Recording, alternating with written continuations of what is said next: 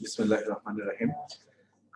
সুপ্রিয় শিক্ষার্থী বন্ধুরা, আশা করি তোমরা সবাই ভালো আছো। আলহামদুলিল্লাহ আমিও ভালো আছি। আজকে আমাদের ইউসিসি যে অনলাইন ক্লাস, এই অনলাইন ক্লাসের ধারাবাহিকতায় ডি ইউনিটের যে আমরা ক্লাস শুরু করতে যাচ্ছি, সে শুরু করার আগে ডি ইউনিটের আমরা গাইডলাইন মূলক একটি ক্লাস করব। আজকে ক্লাসে মূলত যে বিষয়টা হবে, আমরা একটু প্রশ্ন প্যাটার্ন সম্পর্কে একটু ধারণা নিব। তারপর হচ্ছে এই ধারণা এবং লিখিত, ডি ইউনিটের সাধারণ জ্ঞান মানে কিন্তু আবার লিখিত আছে, লিখিত বিষয়ে আমরা কথা বলবো। এবং এই গাইডলাইনের আলোকে আজকে যেহেতু এটা মূল ক্লাস না, এই গাইডলাইনের আলোকে কয়েকটা বিষয়কে, কয়েকটা ইস্যুকে আমরা নিয়ে আসবো। সেই ইস্যুগুলি আজকে ক্লাসে আমরা পড়ার চেষ্টা করব।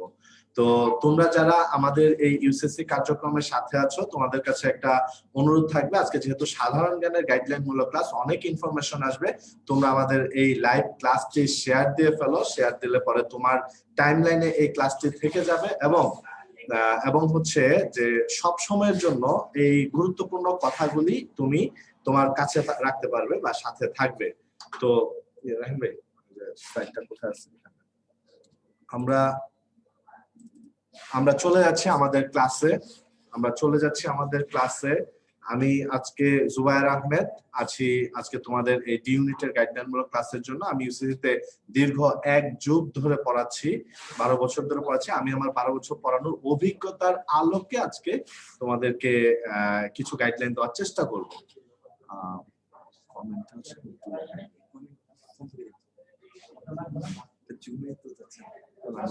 যখন জুমে ক্লাস করছিলাম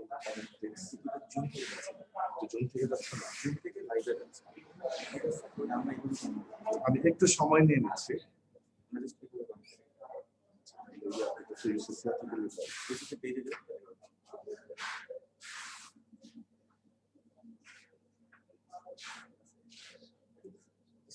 প্রশ্ন করে এটা জুমের আইডি প্রসেস জন্য গাইডলাইন ক্লাস শুধু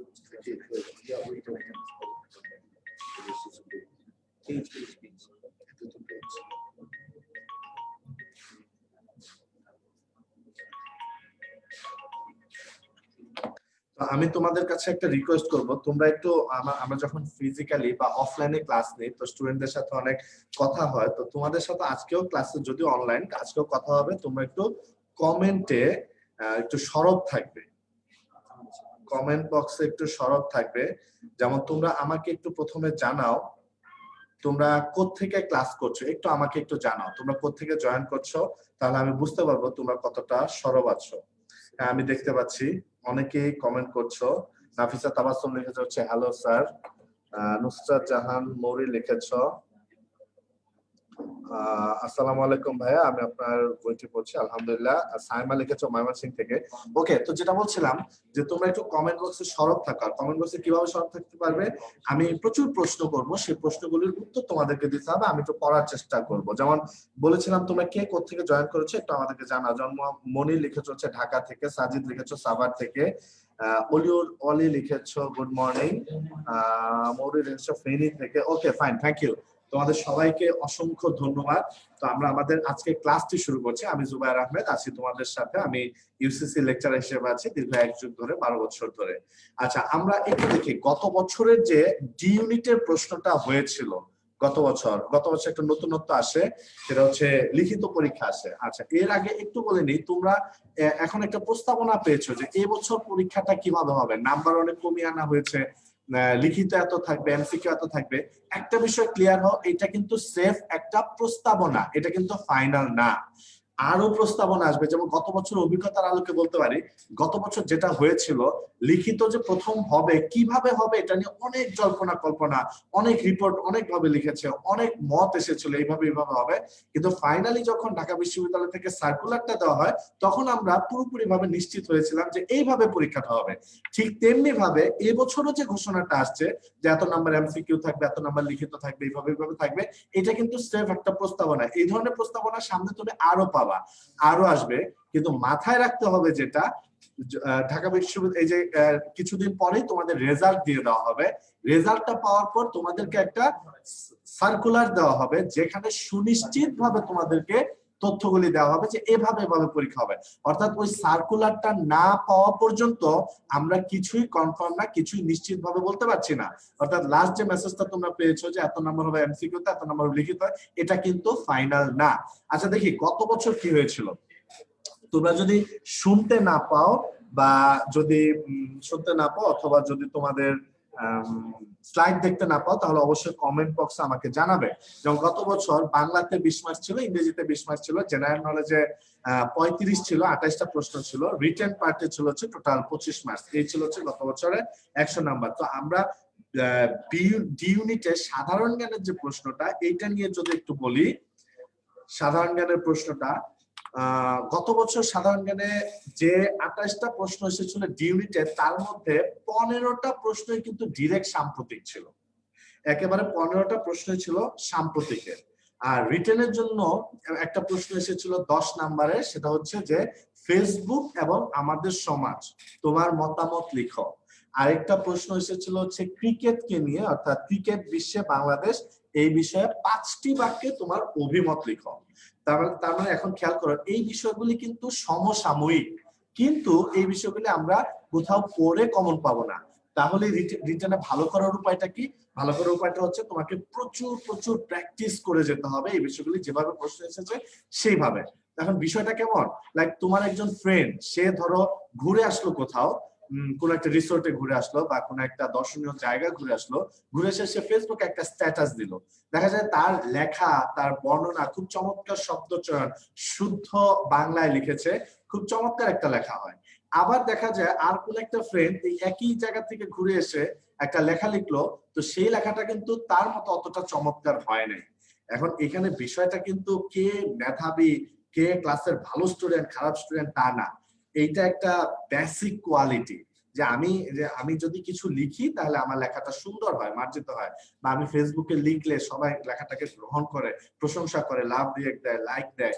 তো এটা কিভাবে হয়? এটা হচ্ছে প্র্যাকটিসের ফলে এবং নিজের মধ্যে থাকা একটা কোয়ালিটির ফলে। সো এই কোয়ালিটিটা রিটেনে ভালো করতে হলে তোমাকে অবশ্যই অবশ্যই ডেভেলপ করতে হবে। এটা কিভাবে আসবে?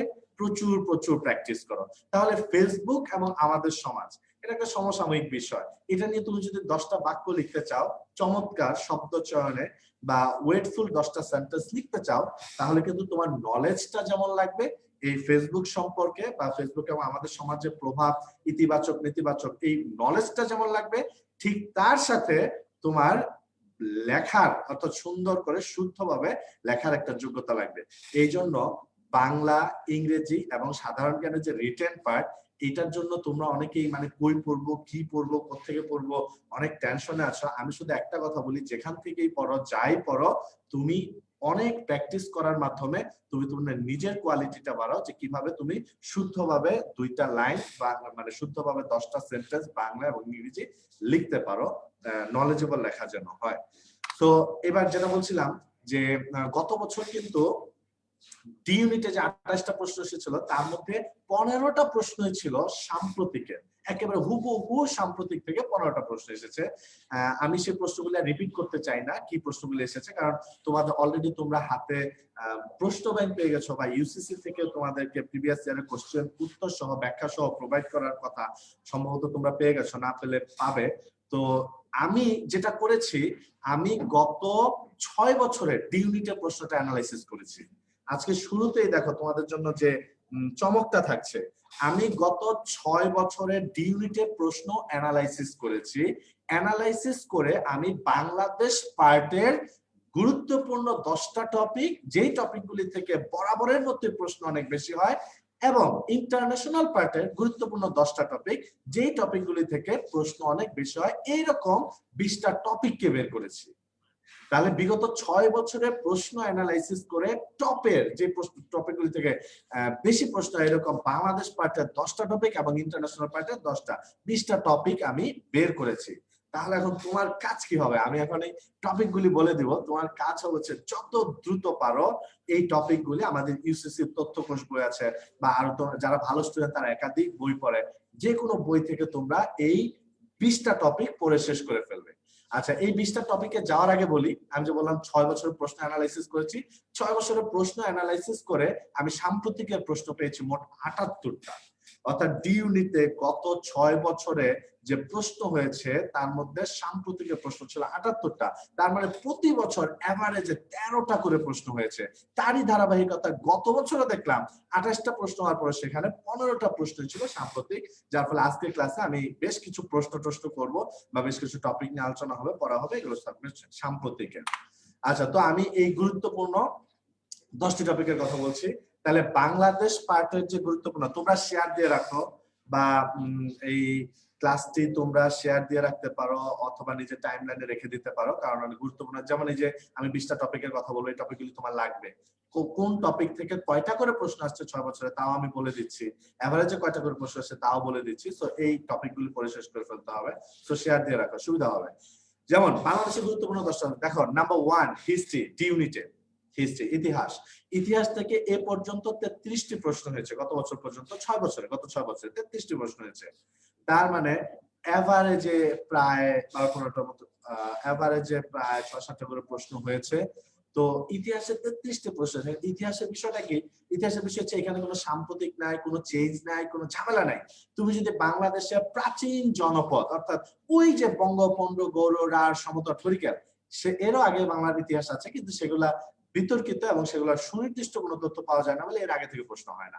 সো বঙ্গোপসাগর, গৌড়, সমতট, হরিকেল, সেই 6টা জনপদ থেকে শুরু করে এই মহান মুক্তিযুদ্ধ পর্যন্ত তুমি যে ইতিহাসের টপিকটা আছে একেবারে পড়ে শেষ করে ফেলো। আর যাদের ইন্টারমিডিয়েট ইতিহাস ছিল তাদের তো খুব মানে তারা তো এক্সট্রা একটা অ্যাডভান্টেজেস পাচ্ছই, যে ইতিহাস পড়েছো তোমরা, প্রশ্ন পাবে অনেক। এমনও আমার মনে আছে 2012 সালের কথা, বি ইউনিট এবং ডি ইউনিট নিয়ে 12টা প্রশ্ন চলে আসছিল ইতিহাসের। অর্থাৎ কেউ যদি প্রাচীন জনপদ থেকে মুক্তিযুদ্ধ পর্যন্ত পড়ে থাকে, সে বি এবং ডি দুইটা ইউনিটের পরীক্ষা দিতে গিয়ে 12টা প্রশ্ন কমন পেয়েছিল। এটা হচ্ছে ইতিহাস। মুক্তিযুদ্ধ থেকে, তার মধ্যে আবার সবচেয়ে বেশি প্রশ্নটা হয় মুক্তিযুদ্ধ থেকে। সো প্রশ্ন হবে 52 ভাষা আন্দোলন থেকে হবে, 66 6 দফা থেকে হবে, 68 আগরতলা মামলা থেকে হবে, 69 গণ অভ্যুত্থান থেকে হবে, 70 নির্বাচন থেকে হবে। সো এইগুলো তো প্রশ্ন হবেই, কোনো না কোনো জায়গা থেকে হবে। তাহলে তোমার একটা গুরুত্বপূর্ণ কাজ হচ্ছে ইতিহাসের প্রাচীন জনপদ থেকে বঙ্গবঙ্গ পর্যন্ত পড়ে শেষ করে ফেলো। নাম্বার 2, তুমি ঢাকা বিশ্ববিদ্যালয়ে ভর্তি পরীক্ষা দিতে যাবে আর ঢাকা বিশ্ববিদ্যালয় থেকে প্রশ্ন দিবে না, সেটা হবে না। গত 6 বছরে ডি ইউনিটে ঢাকা বিশ্ববিদ্যালয় থেকে প্রশ্ন হয়েছে 7টি, অর্থাৎ প্রত্যেক বছর এভারেজে একটি করে প্রশ্ন থাকে। তাহলে এখন ঢাকা বিশ্ববিদ্যালয় পাঠটা পড়তে কতক্ষণ লাগবে? একদিন লাগবে সর্বোচ্চ, একদিনে তো লাগার কথা না, 2-3 ঘন্টা লাগবে সর্বোচ্চ, এবং সেখানে সর্বোচ্চ 6-7টা পেজ পড়ে ফেলো, একটা প্রশ্ন তুমি পাবে নিশ্চিত ভাবে বলা যাচ্ছে, কারণ প্রত্যেক বছর একটি করে প্রশ্ন থাকে। এরপরে যাও শিল্প, সাহিত্য, সংস্কৃতি। বাংলাদেশের শিল্প, সাহিত্য, সাংস্কৃতিক অঙ্গন থেকে গত 6 বছরে প্রশ্ন হয়েছে ডি ইউনিটে 13টি। তার মানে প্রতি বছর এভারেজে 2টি করে প্রশ্ন হয়েছে। এখানে আবার একটা বিষয় আছে, আমি কিন্তু এটা বেসিক শিল্প, সাহিত্য, সংস্কৃতি প্রশ্ন এনেছি। এখন দেখো, কেউ যদি মারা যায় সাহিত্যাঙ্গনের বা শিল্পাঙ্গনের, তার থেকে কিন্তু প্রশ্ন হয়, প্রচুর প্রশ্ন হয়। ওইটাকে আমি সাম্প্রতিকের মধ্যে ধরেছি। এখন ধরো এই বছর যদি যে কামাল লোহানী থেকে প্রশ্ন হয়, এবছর যদি প্রশ্ন হয় তোমার অজয় রায় থেকে, তাহলে এটা কিন্তু মানে সাম্প্রতিকের থেকে হবে, কিন্তু তারা শিল্পাঙ্গনে, সাহিত্যাঙ্গনে বিখ্যাত ব্যক্তিত্ব। তো এখন কথাটা হচ্ছে যে প্রতি বছর যেহেতু প্রশ্ন, আর হচ্ছে ওই যে আমাদের প্রশ্নটা হচ্ছে আমাদের ভাওয়াইয়া গানকে নিয়ে, প্রশ্ন হচ্ছে আমাদের জহির রায়হানের চলচ্চিত্রকে নিয়ে, প্রশ্ন হচ্ছে সত্যজিৎ রায়ের চলচ্চিত্রকে নিয়ে। তো এগুলো হচ্ছে শিল্প, সাহিত্য, সংস্কৃতি বেসিক পার্ট। গত 6 বছর 13টা প্রশ্ন হচ্ছে। বাংলাদেশের প্রথম, এখানে প্রথম লেখা আছে, বাংলাদেশের প্রথম। গত বছর বাংলাদেশের প্রথম থেকে, মানে প্রত্যেক বছর টি ইউনিটে একটা প্রশ্ন মাস্ট থাকে। সো সাধারণ জ্ঞানের বইগুলিতে প্রথম একটা আলাদা পার্টি থাকে, এর সাথে সাম্প্রতিক প্রথম কি কি হচ্ছে পড়ে ফেলো, একটা প্রশ্ন পাওয়া যায়। জাতীয় বিষয় বলে, অর্থাৎ আমাদের জাতীয় সংসদ, তারপর হচ্ছে আমাদের জাতীয় এমডি রিফাত লিখেছো ক্লিয়ার আসে না, এটা সম্ভবত তোমার নেটের প্রবলেমের কারণে ক্লিয়ার যাচ্ছে। অন্যরা আমাকে একটু জানাও তো, আমাকে ক্লিয়ার শুনতে পাচ্ছ কিনা, আমাকে স্পষ্ট শুনতে পাচ্ছ কিনা, অন্যরা আমাকে একটু জানাও। আচ্ছা, হাবিব লিখেছে হচ্ছে টাকা কামানোর কত ধান্দা, চাপাবাজি। হাবিব, তোমার মতো কিছু মানুষ আগেও ছিল, এখনো আছে, সব সময় থাকবে, কিন্তু তোমার মতো আমি সবাইকে বলছি, হাবিব যে কমেন্ট করেছে, তোমরা জীবনে চলতে ফিরতে গেলে এই ধরনের কমেন্ট প্রচুর পাবা। তোমার জীবনটা তো মাত্র শুরু, অনেক কমেন্ট পাবা মানুষের। যদি তুমি বড় হতে চাও, যদি কিছু করতে চাও, জাস্ট ইগনোর করা শেখো। ইগনোর করা এটা বিশাল কোয়ালিটি। তুমি ইগনোর করতে পারো মানুষের কথা, ঠিক আছে? তো তুমি মানুষের কথা ইগনোর করতে পারো, এই কোয়ালিটিটা নিজের মধ্যে আনো। তাহলে যে হাবিব এইমাত্র কমেন্ট করেছে টাকা কামানোর ধান্দা, কি কি জন্য লিখেছে, তো তাহলে হচ্ছে যে এই জাতীয় মানুষগুলির কথা তোমাকে ডিস্টার্ব করবে না, জাস্ট ইগনোর করতে শেখো। হাবিব, তোমাকে আমরা ইগনোর করলাম। আচ্ছা, শাকিল শাকিল লিখেছে ক্লিয়ার। শেখ মতিউর রহমান লিখেছে ক্লিয়ার। পূর্ণিমা হোসেন লিখেছে ক্লিয়ার। আকিব আহমেদ লিখেছে ওকে, থ্যাংক ইউ। সবাই যেহেতু স্পষ্ট শুনতে পাচ্ছ, তো যেটা বলছিলাম জাতীয় বিষয় বলে, জাতীয় বিষয়ের মধ্যে কি কি আছে? জাতীয় বিষয়ের মধ্যে ওই যে আমাদের জাতীয় সঙ্গীত, জাতীয় পতাকা, জাতীয় স্মৃতিস্তম্ভ, এই যে বিষয়গুলি আছে, এগুলো থেকে বরাবর মতো ইউনিটে প্রশ্ন হয়। পড়ে ফেলো, মাত্র 7-8 পেজ, তাহলে পড়ে ফেললে তুমি একটা প্রশ্ন নিশ্চিত ভাবে পেতে পারো, এটা আমরা বলতে পারি। আচ্ছা, এরপর 6 নম্বরে যেটা নদী, ডি ইউনিটে একটা আশ্চর্যজনক বিষয় হচ্ছে নদী থেকে প্রত্যেক বছর প্রশ্ন থাকে। গত 6 বছরে প্রশ্ন ছিল 6টি, 3-4 পেজ হবে সর্বোচ্চ। উপজাতি, আমি যে কথাগুলি বলছি এগুলো তুমি একটু প্রিভিয়াস ইয়ারের কোশ্চেনটা খুলে মিলিয়ে দেখবে। ভাইয়া যে বললো প্রত্যেক বছর একটা করে এই টপিকগুলি থেকে প্রশ্ন থাকে, আসলেই কি থাকে? ঢাকা বিশ্ববিদ্যালয় থেকে প্রত্যেক বছর কি একটা করে প্রশ্ন ছিল? একটু খুলে মিলিয়ে দেখো, তাহলে বুঝতে পারবে যে হ্যাঁ আসলে তো থাকে। উপজাতি মিলিয়ে দেখো, প্রত্যেক বছর একটা করে প্রশ্ন থাকে। কি প্রশ্ন থাকে? বেসিক কিছু উপজাতিদের সম্পর্কে কমন তথ্য থাকে, তাদের ভাষাকে নিয়ে প্রশ্ন হয়, তাদের কিছু সাংস্কৃতিক উৎসব আছে, তাদের কিছু একাডেমি আছে, এগুলোকে নিয়ে প্রশ্ন। এগুলোই তো কমন, এগুলো থেকেই তো প্রশ্ন হয় বা প্রশ্ন হচ্ছে, হবে। পড়ে ফেলো না, সহজ তো, পড়ে ফেলো, ইনশাল্লাহ একটা প্রশ্ন পাবে। বাংলাদেশের সংবিধান গুরুত্বপূর্ণ একটা টপিক, আমরা এখানে ডিটেইলসে পড়াবো সংবিধান। আজকের ক্লাসটা তো গাইডলাইন মূলক ক্লাস, তার ফলে কোন টপিকেরই ডিটেইলসে ভেতরে ঢুকে আমরা পড়বো না, আমরা ওভারঅল একটু ধারণা নিব যে আমরা পড়াটা কিভাবে করবো। তো বাংলাদেশের সংবিধান থেকে গত 6 বছরে 4টি প্রশ্ন এসেছে। বাংলাদেশের অর্থনীতি, এই অর্থনীতি থেকে গত 6 বছরে 4টি প্রশ্ন এসেছে। আর বাংলাদেশের সম্পদ, বিশেষ করে কৃষি এবং খনিজ, কৃষি এবং খনিজ, এই দুইটা সম্পদ পড়ে ফেললে প্রায় প্রশ্ন পাওয়া যায়। এগুলো হচ্ছে আমি 10টা টপিকের কথা বললাম, যেই টপিকগুলি থেকে প্রতি বছরই প্রশ্ন আছে। তোমার একটা গুরুত্বপূর্ণ কাজ হচ্ছে যত দ্রুত এই 10টা টপিক পড়ে শেষ করে ফেলতে পারো। ইতিহাস, ঢাকা বিশ্ববিদ্যালয়, শিল্প সাহিত্য সংস্কৃতি, বাংলাদেশের প্রথম জাতীয় বিষয়াবলী, তারপর হচ্ছে নদী, উপজাতি, বাংলাদেশের সংবিধান, বাংলাদেশের অর্থনীতি, বাংলাদেশের সম্পদ। এইগুলো হচ্ছে বাংলাদেশ পার্টের গুরুত্বপূর্ণ 10টি টপিক। এবার আসি আন্তর্জাতিক পার্টের গুরুত্বপূর্ণ 10টি টপিক।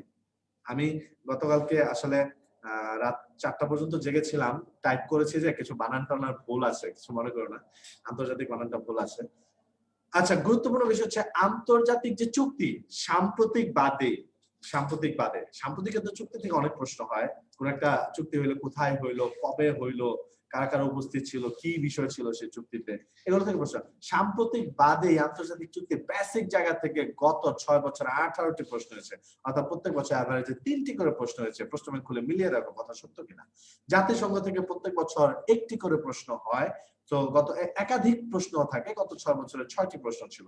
আন্তর্জাতিক ক্ষেত্রে নারীদের অবদান, এটা ডি ইউনিটের একটা গুরুত্বপূর্ণ পয়েন্ট, মানে ডি ইউনিটের টিচাররা যে প্রশ্ন দেয় আন্তর্জাতিক ক্ষেত্রে নারীদের যে অবদান আছে সেই অবদান থেকে প্রশ্ন। যেমন গত বছর ডি ইউনিটে দেখো নোবেল পুরস্কার যে পেয়েছিল সাহিত্যে, তার থেকে প্রশ্ন হয়ে গেছে। আগাম বার্তা থেকে প্রত্যেক বছর 1টি করে প্রশ্ন আমরা দেখি। আমাদের ইউসিসি থেকে যে তোমাদেরকে প্রিভিয়াস ইয়ারের প্রশ্ন সাপ্লাই দেওয়া হচ্ছে, সেটা খুলে দেখো যে আগাম বার্তা থেকে প্রত্যেক বছর 1টি প্রশ্ন পাওয়া যায় কিনা। মাঝে মাঝে একাধিক প্রশ্ন পাওয়া যায়, তাহলে তোমার গুরুত্বপূর্ণ কাজ হচ্ছে আগাম বার্তা। 4 নম্বরে আমার এই টপিকটা। 5, উল্লেখযোগ্য স্থান এবং ব্যক্তিত্ব। গত 6 বছরে উল্লেখযোগ্য স্থান এবং ব্যক্তিত্ব, বেসিকের ব্যক্তিত্ব, এখান থেকে প্রশ্ন হচ্ছে 12টি। খেয়াল রাখো, সাম্প্রতিকে যে স্থান আলোচিত হয় বা সাম্প্রতিক কোনো ব্যক্তিত্ব যদি আলোচিত হয় সেটা প্রশ্ন হয়, সেটা সাম্প্রতিক পার্টের বিষয়। বাট এইখানে আমি যেটা লিখেছি উল্লেখযোগ্য স্থান এবং ব্যক্তি, একেবারে বেসিকের। লাইক গত বছরে ইরাকের বসরা, ইরাক সম্ভবত বসরা নগরীটাকে নিয়ে প্রশ্ন হয়েছিল। ব্যক্তিত্ব থেকে আব্রাহাম লিঙ্কন বলো, মার্টিন লুথার কিং বলো, বা ঐতিহাসিক ব্যক্তিত্ব যারা আছে তাদেরকে প্রশ্ন হয়। গত 6 বছরে 12টা প্রশ্ন হয়েছে এখান থেকে। আচ্ছা, এবার দেখো 6 নাম্বার গুরুত্বপূর্ণ 7টি দেশ। ইউএসএ, ইউকে, চীন, ভারত, জার্মানি, ফ্রান্স। 7টা দেশ। এই যে ইউএসএ, ইউকে, রাশিয়া, চীন, ভারত, জার্মানি, ফ্রান্স, এই 7টা দেশ খুব গুরুত্বের সাথে পড়ে ফেলো। একজন শাহরুখ আপন লিখেছে, ভাইয়া জুবাইরজিকে বইটা কি আপনি লিখেছেন?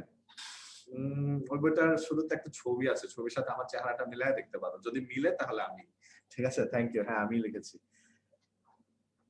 আচ্ছা তাহলে যেটা বলছিলাম যে ইউএসএ, ইউকে, চীন, ভারত, রাশিয়া, জার্মানি, ফ্রান্স, এই 7টা দেশ, এই দেশগুলি সম্পর্কে তাদের ইতিহাস, ঐতিহ্য সব পড়ো। আর সাম্প্রতিকে যখন তাদের থেকে কোনো তথ্য পাবো সেটাকে একটু বেশি মার্ক করে পড়ো। যুদ্ধ এবং বিপ্লব 7 নম্বরে, বিগত 6 বছরে 6টি প্রশ্ন হয়েছে। উপনিবেশ ও রাজধানী, বিগত 6 বছরে 6টি প্রশ্ন হয়েছে।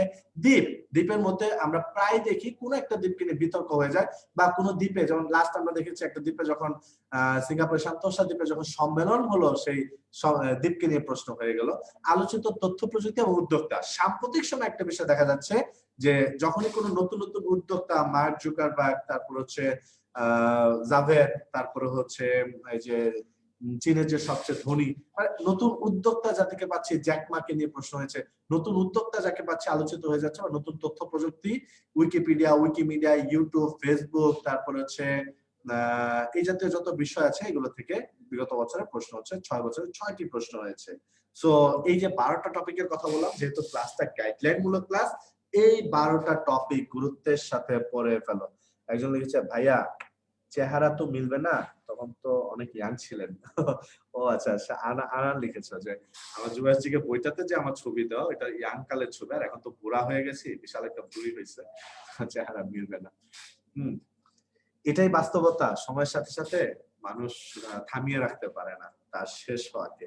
আচ্ছা, তো যেটা বলছিলাম যে এখানে যে আমি 20টা টপিকের কথা বললাম, বাংলাদেশ পার্টে 10টা, ইন্টারন্যাশনাল পার্টে 10টা, যেহেতু গাইডলাইন মূলক ক্লাস, তোমার নিজের কাজ হচ্ছে কত দ্রুত এই 20টা টপিক তুমি পড়ে শেষ করে ফেলতে পারো। আচ্ছা, এরপর যাই। তাহলে আমাদের এই অ্যানালাইসিস থেকে কি বের হয়ে আসলো? গত 6 বছরের ডি ইউনিটে ঢাকা বিশ্ববিদ্যালয়ে 78টি সাম্প্রতিক এসেছে, অর্থাৎ প্রত্যেক বছরে 13টা করে এভারেজ এসেছে, গত বছর ছিল 15টা। তাহলে আমার কিছু প্রশ্ন উত্তর দাও। এখন হচ্ছে খেলা, দেখি তোমরা কেমন প্রস্তুতি নিয়েছো বা কেমন তোমাদের প্রিপারেশন আছে। আমার কিছু প্রশ্ন উত্তর দাও। আচ্ছা, অর্থনৈতিক সমীক্ষা 2020। আচ্ছা, একটা কথা বলে নিই, অর্থনৈতিক সমীক্ষা, মানব উন্নয়ন সূচক এবং বাজেট। অর্থনৈতিক সমীক্ষা, মানব উন্নয়ন সূচক এবং বাজেট, এই 3টা জায়গা থেকে একটা না একটা প্রশ্ন তুমি পাবাই। এই 3টা বিষয় পড়ে ফেলতে গেলে 2 পেজ পড়া অনলি 2 পেজ। বাজেটটা পড়ে ফেলো, লাস্ট যে বাজেটটা আসছে ও সব জায়গায় দেয়া আছে, আমাদের তথ্যকোষ বইতে দেয়া আছে, আমাদের শীটে দেয়া থাকবে। বাজেটটা পড়ে ফেলো। অর্থনৈতিক সমীক্ষা যেটা 2020 সালে আসছে, আমি এটা সব তথ্য দিব, বিশেষ কি কি পড়তে হবে তোমাকে, 8 থেকে 10টা তথ্য পড়তে হবে। আর মানব উন্নয়ন সূচক, মানব উন্নয়ন সূচক 2020 সালে এখন আমরা পাই নাই, সো গত বছরে যেটা অর্থাৎ 2019 সালে যেটা পড়ে ফেলো ভাইয়া, একটা প্রশ্ন পাওয়া যায়। তুমি বিশ্বাস না হলে খুঁজে দেখো, প্রিভিয়াস ইয়ারের কোশ্চেন ঘাটিয়ে দেখো, যে প্রত্যেক বছর অর্থনৈতিক সমীক্ষা, মানব উন্নয়ন সূচক আর বাজেট কোনো না কোনো প্রশ্ন থাকে। আচ্ছা, তাহলে এইবার দেখি অর্থনৈতিক সমীক্ষা 2020 অনুযায়ী প্রতি বর্গ কিলোমিটারে বাংলাদেশের জনসংখ্যার ঘনত্ব কত? প্রতি বর্গ কিলোমিটারে বাংলাদেশের জনসংখ্যার ঘনত্ব কত? আচ্ছা, আমি দেখতে পাচ্ছি অনেকেই উত্তর করছো। দীপাঞ্জন কর্মকার লিখেছ ডি, ইব্রাহিম আজাদ ফাহিম লিখেছ সি, রকি হাসান লিখেছ সি, তারপরে তোমরা সবাই সি লিখছো, অনেকেই সি লিখছো, আবার অনেকেই ডি লিখছো। আচ্ছা, অর্থনৈতিক সমীক্ষা 2020 অনুযায়ী প্রতি বর্গ কিলোমিটার বাংলাদেশের জনসংখ্যার ঘনত্ব হচ্ছে 1125 জন, অর্থাৎ যারা ডি অ্যান্সার করছে তাদের সবাইকে অসংখ্য অসংখ্য ধন্যবাদ। আচ্ছা, পরের প্রশ্নে চলে যাই। অর্থনৈতিক সমীক্ষা 2020 অনুযায়ী জনসংখ্যা বৃদ্ধির হার কত? এই প্রশ্নটার উত্তর দেখো তো, অর্থনৈতিক সমীক্ষা 2020 অনুযায়ী জনসংখ্যা বৃদ্ধির হার কত? এ অপশনে দেওয়া আছে 1.32%, বি অপশনে দেওয়া আছে 1.34%, সি অপশনে দেওয়া আছে 1.37%, আর ডি অপশনে দেওয়া আছে 1.39%। অর্থনৈতিক সমীক্ষা 2020 অনুযায়ী জনসংখ্যা বৃদ্ধির হার কত? রৌনক জাহান লিখেছে হচ্ছে ডি। এখন রকি হোসাইন লিখেছে হচ্ছে সি। সে বেশ কনফিডেন্সের সাথে লিখেছে সি, কারণ অনেকগুলি সি লিখেছে। রকি হাসান, রাতুল হাসান পলক লিখেছে ডি। সাকিব প্রধান লিখেছে ডি। রনি আহমেদ লিখেছে ডি। আমার প্রশ্নটা অর্থনৈতিক সমীক্ষা 2020 অনুযায়ী জনসংখ্যা বৃদ্ধির হার কত? শাহিদা হোসেন লিখেছ ডি। আচ্ছা, অর্থনৈতিক সমীক্ষা 2020 অনুযায়ী জনসংখ্যা বৃদ্ধির হার। আচ্ছা, একটা কথা তোমাদেরকে একটু বলে রাখি। বিষয়টা হচ্ছে যে এই রিপোর্টগুলি, এই যে জনসংখ্যা বৃদ্ধির হার, মোট জনসংখ্যা কত, তারপরে হচ্ছে মোট জনসংখ্যা কত, তারপরে হচ্ছে তোমার আরো কিছু প্রশ্ন হয় যেগুলো হচ্ছে সমীক্ষা। এগুলো একটাই না, একাধিক সমীক্ষা থেকে প্রশ্ন হয়। তো বিষয় যেটা হয় যে এখানে একাধিক উত্তর তুমি পাবা, শুধু সমীক্ষা কোনটা কোন অনুযায়ী হয় সেটা জেনে পড়বা। আচ্ছা, যারা সঠিক উত্তর করেছো, অনেকেও সঠিক উত্তর হচ্ছে। তাওসিফ হোসেন লিখেছো ডি, মুনাফ সরকার লিখেছো ডি, অজয় লিখেছো ডি, সাদিয়া সুমনা লিখেছো ডি। তো সবাইকে অসংখ্য ধন্যবাদ। আচ্ছা, এবার আমরা একটু অর্থনৈতিক সমীক্ষা 2020টা একটু দেখে ফেলি। এখানে যে তথ্যগুলি দেওয়া আছে ঘুরে ফিরে বারবার যে প্রশ্ন হয়, এই তথ্যগুলি থেকেই প্রশ্নটা হয়। যেমন মোট জনসংখ্যা, আমি বলছি মোট জনসংখ্যা কিন্তু 16,65,00,000ই না, অর্থনৈতিক সমীক্ষা অনুযায়ী হচ্ছে 16,65,00,000। অর্থাৎ এটা তুমি অন্য সমীক্ষা অন্য উত্তরও পাবা। গড় আয়ু হচ্ছে 72.6 বছর। বাংলাদেশের সাক্ষরতার হার 74.4%। মাথা পিছু আয় হচ্ছে অর্থনৈতিক সমীক্ষা 2020 অনুযায়ী 1909 মার্কিন ডলার। প্রবৃদ্ধি মানাটা ভুল আছে, প্রবৃদ্ধির হার আছে 8.15%। সর্বোচ্চ রেমিটেন্স আসে সৌদি আরব থেকে, আর সর্বোচ্চ রপ্তানি করা হয় যুক্তরাষ্ট্রে। সর্বোচ্চ রপ্তানি করা হয়েছে যুক্তরাষ্ট্রে। তার মানে অর্থনৈতিক সমীক্ষা 2020 অনুযায়ী এখানে যে 7টি তথ্য দেওয়া আছে, এই 7টি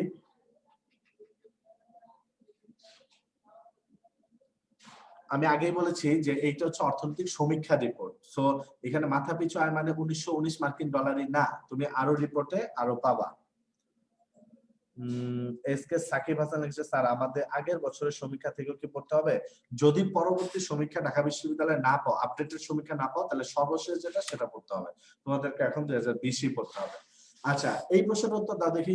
বর্তমানে বাংলাদেশ বর্তমানে ওষুধ রপ্তানি করে কতটি দেশে? বাংলাদেশ বর্তমানে এটা কিন্তু অর্থনৈতিক সমীক্ষা থেকে আসা তথ্যটা, মানে সমীক্ষা থেকেই আমরা এই প্রশ্নটা পেয়েছি। বাংলা, হ্যাঁ, এটাও জেনে রাখো যে 2064 ইউএসডি, 2064 ইউএসডি মার্কিন ডলার, এটাও বাংলাদেশের কি বলে বর্তমানে মাথা পিছু আয়। বাংলাদেশ বর্তমানে ওষুধ রপ্তানি করে কয়টি দেশে? এ অপশনে দেওয়া আছে হচ্ছে 142টি দেশে, বি অপশনে দেওয়া আছে 143টি দেশে, সি অপশনে দেওয়া আছে 144টি দেশে, আর ডি অপশনে দেওয়া আছে 146টি দেশে। রকি হোসেন লিখেছে 143, আমি এখন উত্তর বলবো না। বাবু তালুকদার লিখেছে হচ্ছে ডি, অর্থাৎ 146টি দেশে। আমি এখন উত্তর বলছি না। জেসিয়া আপনি লিখেছো বি, তার মানে 143। সাইমা আক্তার লিখেছে এ, নিবর্ণ নিশান সবুজ লিখেছে হচ্ছে ডি। তৌসিফ হোসেন লিখেছো বি, আতিক লিখেছো বি। আচ্ছা, তাহলে এটা তোমরা মানে কনফিউজড, ঠিক আছে? লাস্ট আমাদের যে অর্থনৈতিক সমীক্ষা, সে সমীক্ষা অনুযায়ী বর্তমানে বাংলাদেশে ওষুধ রপ্তানি করে হচ্ছে 1064টি দেশে। ওষুধ রপ্তানি করা 1064 দেশে। তাহলে এটা সঠিক উত্তরটা জেনে রাখো, উত্তরটা হচ্ছে ডি। আচ্ছা, 2020-21 সালে জাতীয় বাজেটে আমি বলছিলাম অর্থনৈতিক সমীক্ষা, মানব উন্নয়ন সূচক এবং বাজেট। অর্থনৈতিক সমীক্ষা, মানব উন্নয়ন সূচক এবং বাজেট, এগুলো খুব গুরুত্বপূর্ণ। বাজেট পড়ে ফেলতে হবে। তাহলে একটা প্রশ্নের উত্তর দাও আমাকে। 2020-21 সালের জাতীয় বাজেটে জিডিপি প্রবৃদ্ধি কত? এই প্রশ্নের উত্তর দাও। 2020-21 সালের জাতীয় বাজেটে জিডিপি প্রবৃদ্ধি কত? আফরিন মিনহাজ লিখেছে হচ্ছে ডি। আব্দুল্লাহ আল সাকিব লিখেছে জানি না স্যার। আব্দুল্লাহ আল সাকিব যদি বলো জানি না স্যার, তাহলে তোমার মানে যারা জানে তারাই ঢাকা বিশ্ববিদ্যালয়ে চান্স পাবে, সহজ হিসাব। তুমি যদি বলো জানি না, তাহলে তোমার চান্স হবে না, সহজ হিসাব। তো আকিব শাহরিয়ার লিখেছো ডি, আবেদা সুলতানা মিল লিখেছো ডি, শুভ্র মজুমদার লিখেছো ডি।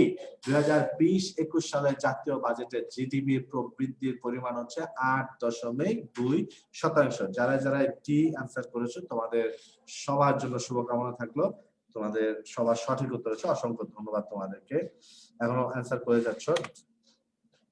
আচ্ছা, তারপরে 2020-21 সালের বাজেটে সাধারণ ব্যক্তির করমুক্ত আয়সীমা কত ধরা হয়েছে? এই প্রশ্নের উত্তর করো দেখি। 2020-21 সালের বাজেটে সাধারণ ব্যক্তির করমুক্ত আয়সীমা ধরা হয়েছে। অপশনে দেওয়া আছে 2 লক্ষ টাকা, বি অপশনে দেওয়া আছে 2,50,000 টাকা, সি অপশনে দেওয়া আছে 3 লক্ষ টাকা, ডি অপশনে দেওয়া আছে 3,50,000 টাকা। 2020-21 সালের বাজেটে সাধারণ ব্যক্তির করমুক্ত আয়সীমা কত ধরা হয়েছে? এ অপশনে 2 লক্ষ টাকা, বি অপশনে 2,50,000, সি অপশনে 3 লক্ষ টাকা, ডি অপশনে আছে 3,50,000 টাকা। করমুক্ত আয়সীমা মানে হচ্ছে এই পরিমাণ আয় করলে একজন ব্যক্তি বছরে তাকে কোনো ট্যাক্স দিতে হবে না। আমাদের পার্শ্ববর্তী দেশ ভারতে হচ্ছে আমাদের যেটা ধরা হয়েছে তার দ্বিগুণ পরিমাণ আয় করলেও ট্যাক্স দিতে হয় না, কিন্তু আমাদের ছোট্ট দেশ, আমাদেরকে ভারতে যেটা ধরা হয় তার অর্ধেক পরিমাণ করমুক্ত আয়সীমা ধরা হয়। তাহলে সাজিদ আরমান আরহাম লিখেছো সি, তৌহিদুল ইসলাম তামিম লিখেছো সি, রকি হোসেন বি। রকি হোসেন তুমি তো সঠিক উত্তর করতে, কিন্তু এটা কেন ভুল করলে? সামিমা আক্তার ত্রিনা লিখেছো হচ্ছে সি, শাফিন রহমান লিখেছো কিছুই লেখা নাই ডি, সি। এটা তো একটু কমন প্রশ্ন ছিল। 2020-21 সালের বাজেটে সাধারণ ব্যক্তির করমুক্ত আয়সীমা ধরা হয়েছে 3 লক্ষ টাকা। করমুক্ত আয়সীমা ধরা হয়েছে 3 লক্ষ টাকা। আর এর পাশাপাশি মুক্তিযোদ্ধাদের জন্য কত, প্রতিবন্ধীদের জন্য কত, নারীদের জন্য কত, কমন তথ্য এগুলো সব আমাদের দেয়া আছে এসএসসি তথ্য কোষে, বা যে সাম্প্রতিকটা দেওয়া হচ্ছে সেটাতে। সাম্প্রতিক নিয়ে শোনো, ডি ইউনিটে তো প্রচুর সাম্প্রতিকের প্রশ্ন আসে। সাম্প্রতিক নিয়ে তোমরা একেবারে টেনশন করবে না। ইউসিতে তোমরা যারা ভর্তি হয়েছো তোমরা সাম্প্রতিক পেয়ে যাবা। প্লাস আমি হচ্ছে আমাদের শিক্ষকেরা হচ্ছে প্রচুর সাম্প্রতিক সাপ্লাই দেয়। আমাদের আলাল স্যারের হচ্ছে red signal, green signal, yellow signal. আমাদের যে শাহিন স্যার সাম্প্রতিক করেন, আমারও একটা সাম্প্রতিক থাকে, সাম্প্রতিক ক্যাপসুল। তো চেষ্টা, এই সাম্প্রতিক সব তথ্য তোমাদেরকে দেওয়া হবে, এটা কোনো টেনশন নাই। আচ্ছা, বিশ্ব ব্যাংক বাংলাদেশকে, এর সাথে দেখো বিষয়টা হচ্ছে যে অর্থনৈতিক অনেক বিষয় থেকে দিনটা প্রশ্ন চলে যায়। তাহলে বিশ্ব ব্যাংক বাংলাদেশকে নিম্ন মধ্যম আয়ের দেশ হিসেবে ঘোষণা করে, একটা অর্থনৈতিক বিষয়। বিশ্ব ব্যাংক বাংলাদেশকে নিম্ন মধ্যম আয়ের দেশ হিসেবে ঘোষণা করে কবে? দেখি, এই প্রশ্নটা তোমাদের একটু কনফিউজড হওয়ার কথা। কনফিডেন্টলি রং অ্যান্সার, নোভা লিখেছে কনফিডেন্টলি রং অ্যান্সার। আচ্ছা, ফজলে সাইদ লিখেছে মুক্তিযোদ্ধাদের জন্য 4,75,000। হ্যাঁ। এমডি রিফাত লিখেছে কবে বের হবে আপনারটা? আগামী মাসের প্রথম সপ্তাহে আশা করি পাবা। মারিয়া জাহান মিষ্টি লিখেছে এ, আফরিন মিনহাজ লিখেছে সি, রেদওয়ান রোহান লিখেছে সি, তারপর হচ্ছে মোর্শেদা স্মৃতি লিখেছে ডি, নূরজাহান হিয়া লিখেছো সি, নূরজাহান হিয়া কি লিখেছো ডি, তা মাহমুদা লিখেছে সি, উড়িষ্যা ওরি লিখেছো সি। আচ্ছা, অনেকেই অ্যান্সার করছো, কিন্তু তোমরা কিন্তু মানে অনেকেই ভুল করছো, অনেকেই ভুল করছো। এটার সঠিক উত্তরটা জেনে রাখো। বিশ্ব ব্যাংক বাংলাদেশকে নিম্ন মধ্যম আয়ের দেশ, তোমরা অনেকে অ্যান্সার করছো সি, অর্থাৎ 1 জুলাই 2017 সাল। না ভাইয়া, আবার এই যে দেখলাম সাকিবুল লিখেছো বি, এখনো সি অ্যান্সার করছো। না, বিও হবে না, সিও হবে না। বিশ্ব ব্যাংক বাংলাদেশকে নিম্ন মধ্যম আয়ের দেশ হিসেবে ঘোষণা 1 জুলাই 2015। 1 জুলাই 2015।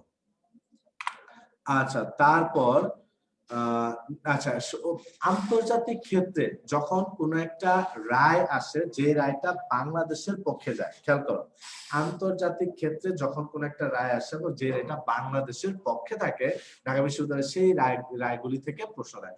আমার কেন যেন মনে হচ্ছে দুইটা টপিকের কথা বলি, এই বছরের দুইটা টপিক। একটা হচ্ছে এই যে নাইকো মামলায় বাংলাদেশের পক্ষে রায় আসলো, এটা থেকে প্রশ্ন হতে পারে, এটা আমার ধারণা যে বি বা ডি ইউনিটে অনেক বেশি প্রশ্ন হতে পারে। আর আরেকটা হচ্ছে যে যখনই কোনো উন্নয়ন পরিকল্পনা থাকে, যেমন এটা নিয়ে পরে কথা বলবো, পদ্মা সেতু বলো, ওই মেট্রো রেল বলো, বা মাথারবাড়ি তাপবিদ্যুৎ কেন্দ্র, রামপাল, তারপর হচ্ছে যাই থাকে উন্নয়ন প্রকল্প তা থেকে প্রশ্ন হয়। সো এই বছর কিন্তু খুব চমৎকার একটা হাইওয়ে এক্সপ্রেস ওয়ে উদ্বোধন করা হয়েছে, সেই এক্সপ্রেস ওয়ে থেকে প্রশ্ন হবে। আমার যেটা মনে হচ্ছে এবছর নাইকো মামলার যে রায়টা হলো এটা গুরুত্বপূর্ণ প্রশ্ন হওয়ার জন্য, আবার এক্সপ্রেস ওয়ে যেটা এটাও খুব গুরুত্বপূর্ণ প্রশ্ন হওয়ার জন্য। তো আমি কিছু ইনফরমেশন দিচ্ছি, খেয়াল করো। নাইকো কি? নাইকো হচ্ছে কানাডার একটা তেল গ্যাস উত্তোলন কোম্পানি। তাহলে নাইকোর পরিচয়টা জানলাম, কানাডার একটা তেল গ্যাস উত্তোলন কোম্পানি। আর বাপেক্স কি? বাপেক্স হচ্ছে বাংলাদেশের একটা তেল গ্যাস উত্তোলন কোম্পানি। তাহলে নাইকোটা হচ্ছে কানাডার তেল গ্যাস উত্তোলন কোম্পানি, আর বাপেক্স হচ্ছে বাংলাদেশের তেল গ্যাস উত্তোলন কোম্পানি।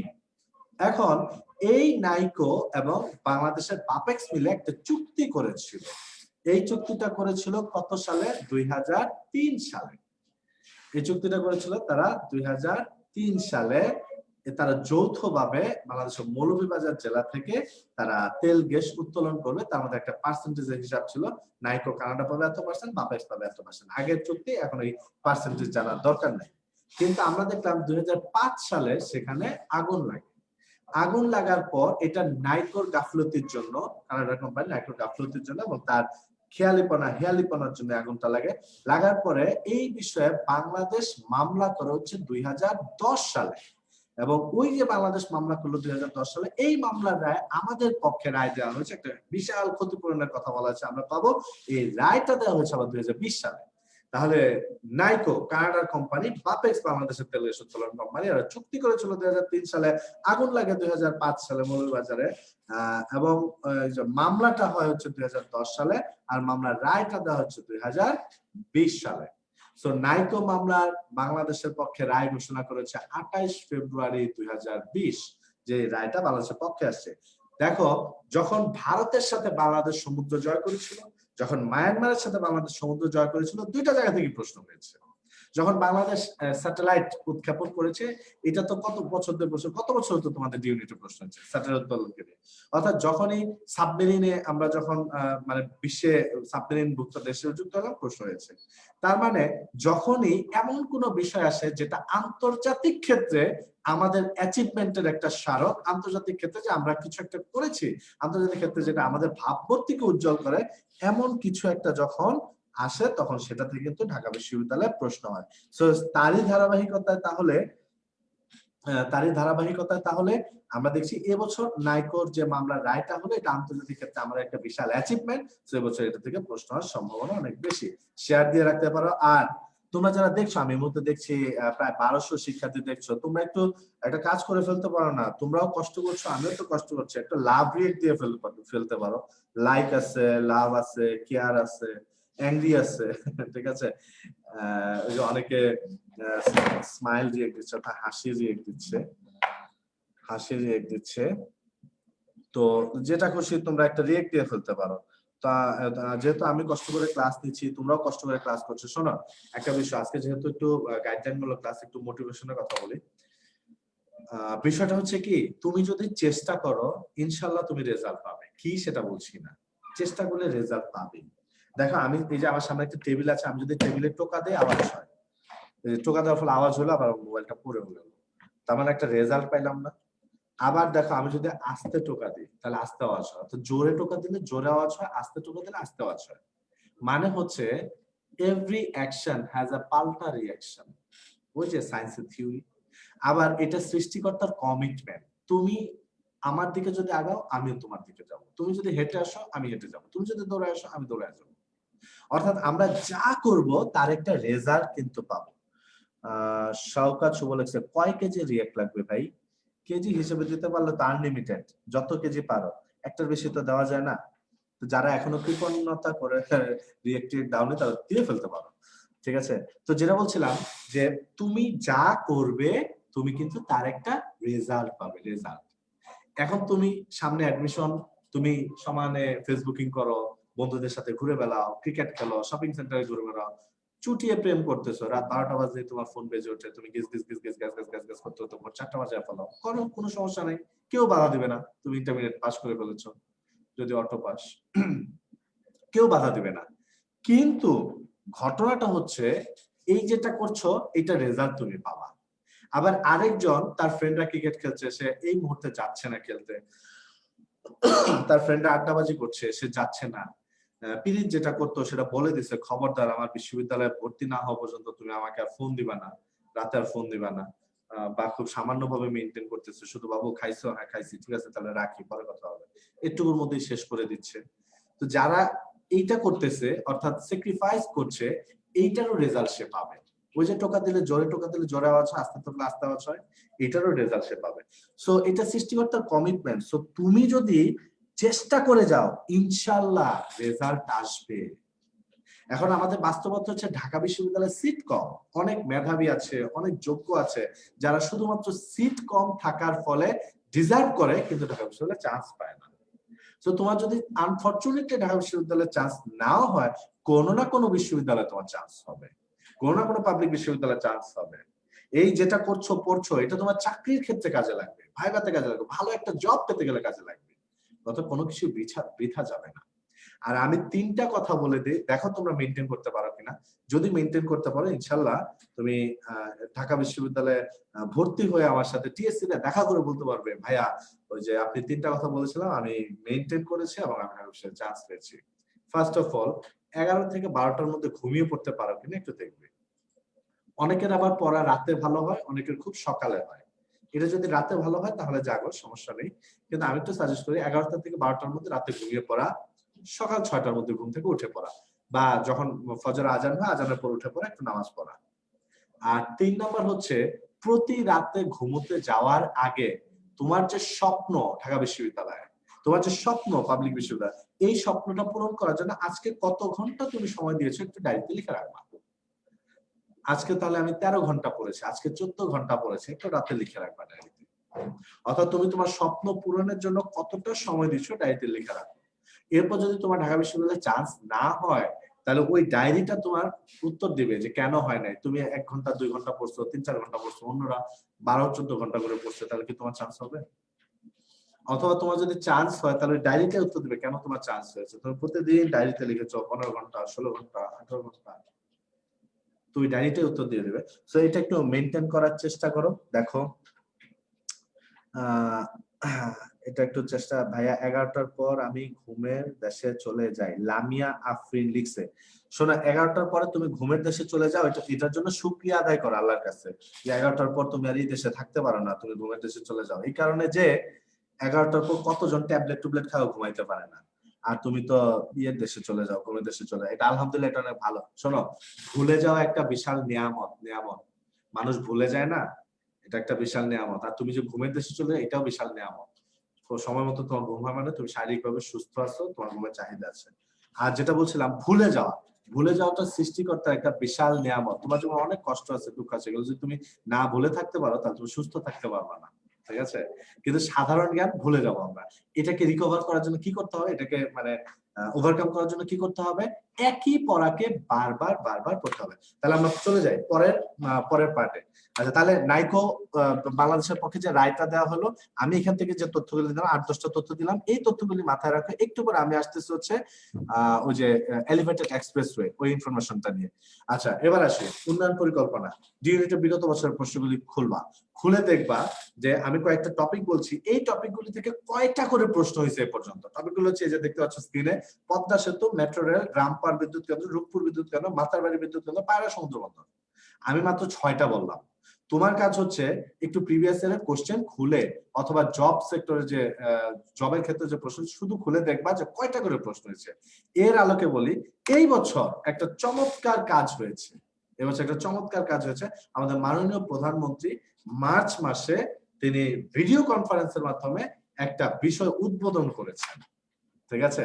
কি উদ্বোধন করেছেন, এইটাই তোমাদের জন্য প্রশ্ন। দেখো স্লাইডে তোমরা দেখতে পাচ্ছ, এটাই তোমাদের জন্য প্রশ্ন। প্রশ্ন হচ্ছে, দেশের প্রথম এলিভেটেড এক্সপ্রেসওয়ে কোনটি? আমি একটু বুঝিয়ে দিচ্ছি। নরমাল যে সড়ক বা মহাসড়ক, এই সড়কের সাথে এলিভেটেড এক্সপ্রেসওয়ে পার্থক্যটা কোথায়? নরমাল সড়কে কিন্তু আমাদেরকে থামতে হচ্ছে পদে পদে, সিগন্যালে পড়তে হচ্ছে, চার রাস্তার মোড়ে গিয়ে দাঁড়িয়ে থাকতে হচ্ছে, জ্যামে পড়তে হচ্ছে। আর এলিভেটেড এক্সপ্রেসওয়ের সাথে এই মহাসড়কের পার্থক্যটা হচ্ছে এই এলিভেটেড এক্সপ্রেসওয়ে যেটা, আমি এখন উত্তরটা দিচ্ছি না কোন জায়গা থেকে কোন জায়গা পর্যন্ত, এখানে তোমাকে কোনো জায়গায় থামতে হবে না। যখনই চার রাস্তার মোড় এসেছে তখনই এই এলিভেটেড এক্সপ্রেস তোমার উপরে তুলে নিয়ে যাবে, এই মোড়টাকে পার করে দিয়ে আবার হচ্ছে মূল সড়কের সাথে থাকা যাবে, যার সর্বোচ্চ গতিবেগ থাকবে হচ্ছে 150 কিলোমিটার। সো এই এলিভেটেড এক্সপ্রেসওয়েতে যদি তোমরা যাও তাহলে দেখবে যে কোনো জায়গাতেই না থেমে তুমি যাত্রাবাড়ি থেকে শেষ পর্যন্ত, অর্থাৎ যেটা শেষ প্রান্ত আছে ওই জায়গা পর্যন্ত চলে যেতে পারবে। শুধু একটা কথা বলি, ফরিদপুরে যেতে এতদিন আমাদের 7 থেকে 8 ঘন্টা সময় লাগতো, মাঝে মাঝে ফেরি বন্ধ থাকতো, অনেক হ্যাম্পারিং হতো। এখন সেই 7 থেকে 8 ঘন্টা সময়ের দূরত্ব আমরা পাড়ি দিতে পারবো মাত্র 48 মিনিটে বা 45 মিনিটে। তাহলে এটাই প্রশ্ন। আচ্ছা, তাহলে এটাই প্রশ্ন যে দেশের প্রথম এলিভেটেড এক্সপ্রেসওয়ে কোনটি?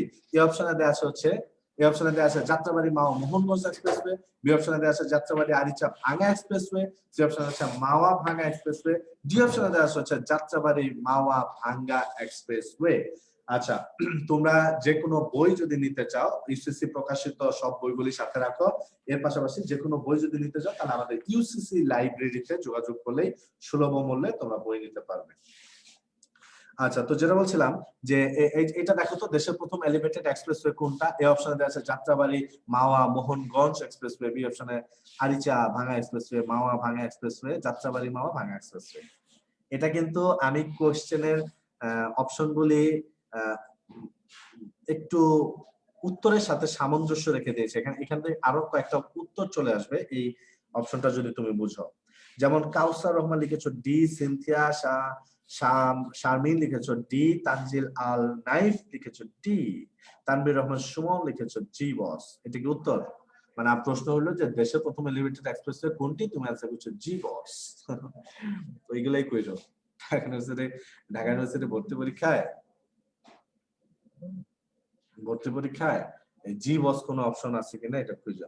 আচ্ছা, দেখি অনেকে সঠিক উত্তর করেছো, তোমাদের সবাইকে অসংখ্য ধন্যবাদ। রনি রাশেদ, তারপর হচ্ছে ফাহিমা খান, তারপর হচ্ছে ইমরান চৌধুরী, তোমরা সবাই সঠিক উত্তর করেছো, সবাই সঠিক। উম্মে শামি সবাই তো জি শিওর। হ্যাঁ, যাত্রাবাড়ি মাওয়া ভাঙ্গা এক্সপ্রেসওয়ে। সো এখানে কেন আমরা যাত্রাবাড়ি থেকে ভাঙ্গা লিখলাম না? শুরুটা হবে যাত্রাবাড়ি থেকে আর শেষটা হবে হচ্ছে ফরিদপুরের ভাঙ্গাতে গিয়ে। শুরুটা হচ্ছে তিলোত্তমা বিশ্বাস লিখছে যে ভাইয়া 250 রিয়েক্ট দিছি, 250 রিয়েক্ট দিলে কাউন্ট কিন্তু একটাই হবে। তো যারা দেয়নি তাদেরকে বলছিলাম যে একটা লাভ রিয়েক্ট দিয়ে ফেলতে পারো। আচ্ছা, যেটা বলছিলাম দেশের প্রথম এলিভেটেড এক্সপ্রেসওয়ে, এখানে কেন আমি যাত্রাবাড়ি ভাঙ্গা লিখলাম না, কেন লিখলাম যাত্রাবাড়ি মাওয়া ভাঙ্গা? কারণ এটা দুইটা পার্টে এক্সপ্রেসওয়েটা। প্রথম পার্টটা হচ্ছে 35 কিলোমিটার আর দ্বিতীয় পার্টটা হচ্ছে 20 কিলোমিটার, টোটাল 55 কিলোমিটারের। প্রথম পার্টটা হচ্ছে যাত্রাবাড়ি থেকে মাওয়া, এটা 35 কিলোমিটার। এরপর হচ্ছে মাওয়া থেকে ফরিদপুরের ভাঙ্গা, সেটা 20 কিলোমিটার। তাহলে টোটাল এক্সপ্রেসওয়ে কত কিলোমিটার? 55 কিলোমিটার। ঠিক আছে। সো তাহলে এটাকে আমাদেরকে বলতে হবে যাত্রাবাড়ি থেকে মাওয়া, মাওয়া থেকে ভাঙ্গা। ওই যে পদ্মা সেতুটা হয়ে গেলে এই সংযোগটা হয়ে যাবে। এইটা উদ্বোধন করা আছে প্রথম পর্যায়ে, যাত্রাবাড়ি মাওয়াটা উদ্বোধন করেছেন মাননীয় প্রধানমন্ত্রী। এখন কথা হচ্ছে কি যে তোমরা যদি এইটাতে গিয়ে থাকো আমাকে একটু কমেন্ট করে জানাও, ওই যে আমরা মাওয়াতে ইলিশ টিলিশ খাইতে যাই না, তোমরা কেউ গিয়েছো কিনা? তাহলে আমি কয়েকটা প্রশ্ন করবো। এলিভেটেড এক্সপ্রেসওয়েতে মাওয়া পর্যন্ত কেউ গিয়েছো কিনা? মাওয়া পর্যন্ত কেউ গিয়েছো কিনা? যারা গিয়েছো একটু আমাকে কমেন্ট করে জানাও, এরপর আমি কিছু প্রশ্ন করবো। পলক লিখেছো ফরিদপুর লাভ। হ্যাঁ, ফরিদপুর চমৎকার জায়গা, অনেক বিখ্যাত জ্ঞানীগুণী ব্যক্তিত্বের জন্মস্থান, বিশেষ করে পল্লী কবি জসীমউদ্দিন। তো ফরিদপুর আমার খুব পছন্দ। আচ্ছা, কমেন্ট আসছে না কেন? তো যেটা বলছিলাম, আমি তোমরা স্পষ্ট শুনতে পাচ্ছ কিনা, দেখতে পাচ্ছ কিনা আমাকে একটু কমেন্ট করে জানাও দেখি। কমেন্ট আসছে না তো, আমি কমেন্ট দেখতে পাচ্ছি না কোনো। হয়তো আমার নেটের কানেকশন, আমার নেট কানেকশন কি চলে গেল?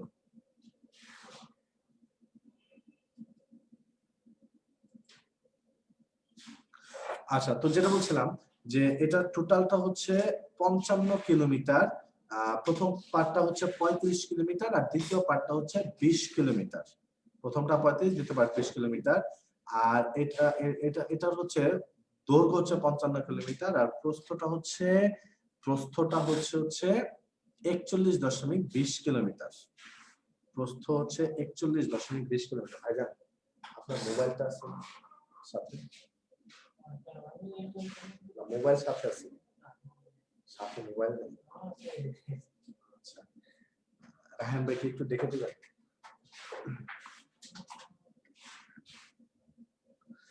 আচ্ছা, তো যেটা বলছিলাম যে 55 কিলোমিটার আর 41.20 মিটার, এটা হচ্ছে প্রস্থ 41.20 মিটার। আমাদের মাননীয় প্রধানমন্ত্রীরা 12 মার্চ 2020 উদ্বোধন করেছেন। আর এর সাথে সংযুক্ত হবে ঢাকার সাথে সরাসরি 22টি জেলা সংযুক্ত হবে। আচ্ছা, থ্যাংক ইউ, সবাই লিখেছে, ক্লিয়ার শোনা যাচ্ছে। ঢাকার সাথে 22টি জেলা সংযুক্ত হবে। তো এটা খুব গুরুত্বপূর্ণ তথ্য। আমার কাছে মনে হচ্ছে এবছরের প্রশ্ন আসার মতো। তাহলে তোমরা আমার সাথে এই প্রশ্নটার উত্তর দাও দেখি।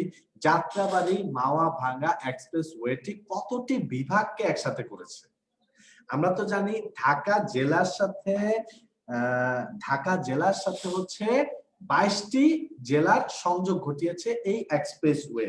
কিন্তু আমার প্রশ্ন, যাত্রাবাড়ি মাওয়া ভাঙ্গা না, ওই যে আমার কমেন্ট আসছিল না, আমি ভাবছিলাম তো নেট চলে গেছে, নেট চলে যায় না। ঠিক আছে, সব এভরিথিং ইজ ওকে নাও। যাত্রাবাড়ি মাওয়া ভাঙ্গা এক্সপ্রেসওয়েটি সংযুক্ত করেছে কয়টি বিভাগের সাথে? দেখি উত্তর দাও। সাইফুল ইসলাম লিখেছে হচ্ছে বি। আচ্ছা, সোহান আহমেদ লিখেছে জুবাইর ভাই আপনাকে অপূর্ব মতো লাগে। সোহান আহমেদ, তোমার জন্য জানিয়ে রাখি, আমাকে আসলে অপূর্বর মতো লাগে না, অপূর্বকে আসলে আমার মতো লাগে দেখতে। ঠিক আছে, এই কথাটা আমি কমপক্ষে 300-400 বার শুনেছি ভাই, আপনাকে দেখতে অপূর্ব মতো লাগে, অপূর্ব মতো লাগে। ঠিক আছে, থ্যাংক ইউ সোহান আহমেদ। তো যেটা বলছিলাম যে তোমরা অ্যানসার করছো, যেমন সাকিবুল হাসান লিখেছো 3টি, জেরিন লিখেছো এ, তারপরে হচ্ছে 2টি লিখেছো, তানবীর রহমান সুমন লিখেছো এ, কাউসার রহমান লিখেছো বি, তার মানে 3টি। যাত্রাবাড়ি এক্সপ্রেস কতটি বিভাগকে? এ লিখেছো রাকা, তারপর ফাতেমা আক্তার জনি লিখেছো বি। তার মানে অনেকে এ আর বি এর মধ্যে কনফিউজড যে যাত্রাবাড়ি মাওয়া ভাঙ্গা এক্সপ্রেস কতটি বিভাগকে একসাথে করেছে। এখন দেখো, উত্তর 2টিও হতে পারে, উত্তর 3টিও হতে পারে, তোমাকে প্রশ্ন বুঝতে হবে। দুই ভাবে একটু টেকনিক্যালি প্রশ্ন করলে উত্তর 2টি বা 3টি, দুইটাই হতে পারে। কেমন সেটা?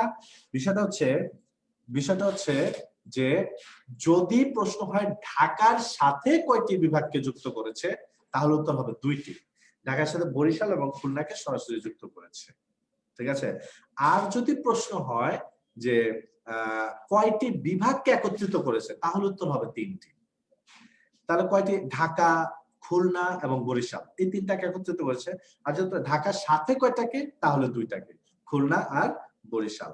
তাহলে এই প্রশ্নটার উত্তরটা তোমরা ক্লিয়ার হলে, যাত্রাবাড়ি মাওয়া ভাঙ্গা এক্সপ্রেসটি ঢাকার সাথে 22টি জেলাকে যুক্ত করেছে, আর ঢাকার সাথে 2টি বিভাগকে যুক্ত করেছে, আর একত্রিত করেছে মোট 3টি বিভাগকে। আচ্ছা, আমি জানতে চাইছিলাম যে তোমরা কেউ এই এক্সপ্রেস ওয়েতে গিয়েছো কিনা, এই এক্সপ্রেস ওয়েতে তোমরা কেউ গিয়েছো কিনা? আচ্ছা, আমি একটু বলি, যখন পুরোদমে লকডাউন ছিল তখন আম্মা আমাকে ঘর থেকে বেরোতে দিত না।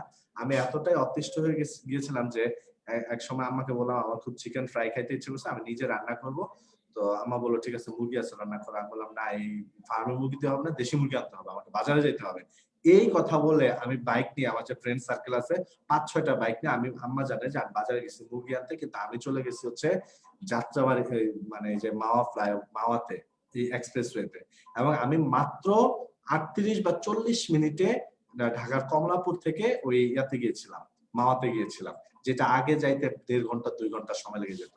এই কারণে এটা এক্সপ্রেসওয়ে, আমাকে একটা জায়গাতেও থামতে হয়নি। যখনই কোনো রোড পারাপারের বিষয় হচ্ছে, তখন সেটা হাইওয়ে উপর দিয়ে চলে গেছে। ঠিক আছে, সো তোমরা যদি গিয়ে থাকো, অনেকে লিখছো যে হ্যাঁ গিয়েছি, এটা খুব চমৎকার একটা কাজ হয়েছে বাংলাদেশে। তোমরা যারা যাওনি, এটা তোমরা ঘুরে আসতে পারো, এটা থেকে প্রশ্ন আসার সম্ভাবনা অনেক বেশি। আচ্ছা, এই প্রশ্নের উত্তর দাও দেখি যে দেশের 5ম সমুদ্র বন্দর হবে কোথায়? দেশের 5ম সমুদ্র বন্দর হবে কোথায়? এই প্রশ্নটার উত্তর আব্দুল্লাহ রানিম লিখেছে, ও ভাইয়াও চিট করে। হ্যাঁ রে ভাইয়া, মানে মায়ের সাথে চিট আমরা সবাই কম বেশি করি। বাজার ছোটবেলা থেকে করতাম কি, বাজার করতে দিলে 200 টাকা দিত, কিছু বাজার করে পকেটে চিপায় কিছু টাকা রাখা দিতাম, ঠিক আছে। তো ওইগুলো ছোটবেলা থেকে করতেছি। তো মায়ের সাথে কম বেশি আমরা, মায়ের সাথে করবো না তো কার সাথে করবো। আচ্ছা, এখনো আপনার মিথ্যা বলার স্বভাব গেল না? হ্যাঁ, যখন লকডাউনে খুব অতিষ্ঠ হয়ে গেছিলাম তখন বাধ্য হয়ে বলতে হয়েছে, কারণ যদি বলতাম আমি এখন মাওয়া যাবো, আমার মা কিছুতেই যাইতে দিত না। আচ্ছা, তো যেটা বলছেন, যেটা বলছেন দেশের পঞ্চম সমুদ্র বন্দর হবে কোথায়, একটু আমাকে অপশনে জানাতে। এতে দেশে চট্টগ্রামের মিরসরাইতে, বি অপশনে দেশে পটুয়াখালীর কুয়াকাটাতে, সি অপশনে দেশে খুলনার নাসিরাবাদে, আর ডি অপশনে দেশে বাগেরহাটের কসুরে। দেশের পঞ্চম সমুদ্র বন্দর হবে কোথায়? চট্টগ্রামের মিরসরাইতে, পটুয়াখালীর কুয়াকাটাতে, খুলনার নাসিরাবাদে, আর ডিতে আছে বাগেরহাটের কসুরে। বাগেরহাটের কসুরে।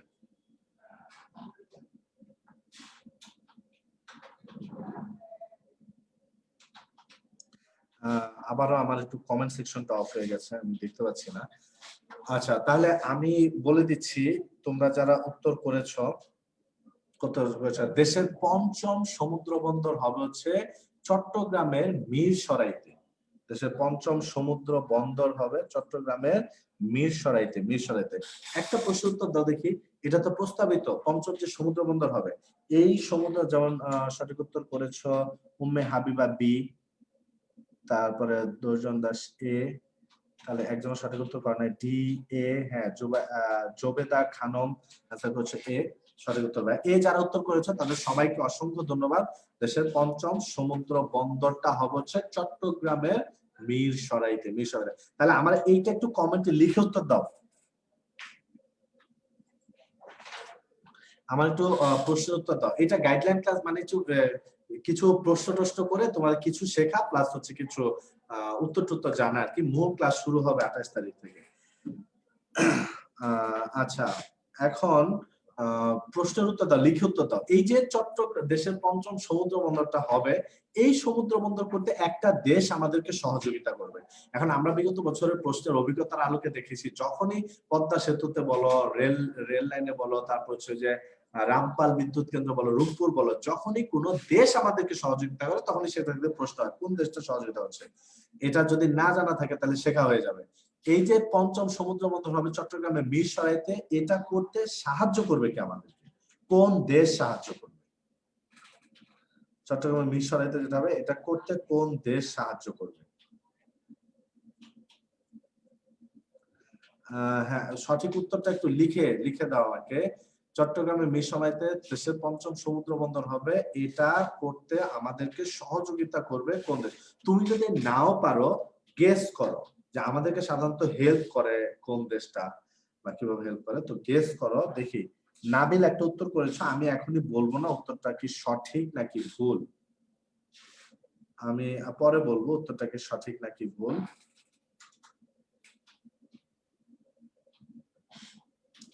আচ্ছা, নাবিল একটা উত্তর করেছো, আমি তোমাদের কাছ থেকে কেন রেসপন্স পাচ্ছি না, এটা কি আমার নেটের সমস্যা হচ্ছে, দেখতে পাচ্ছি না, নাকি তোমরা রেসপন্স করছো না? রেসপন্স তো করার কথা, প্রচুর কমেন্ট করার কথা।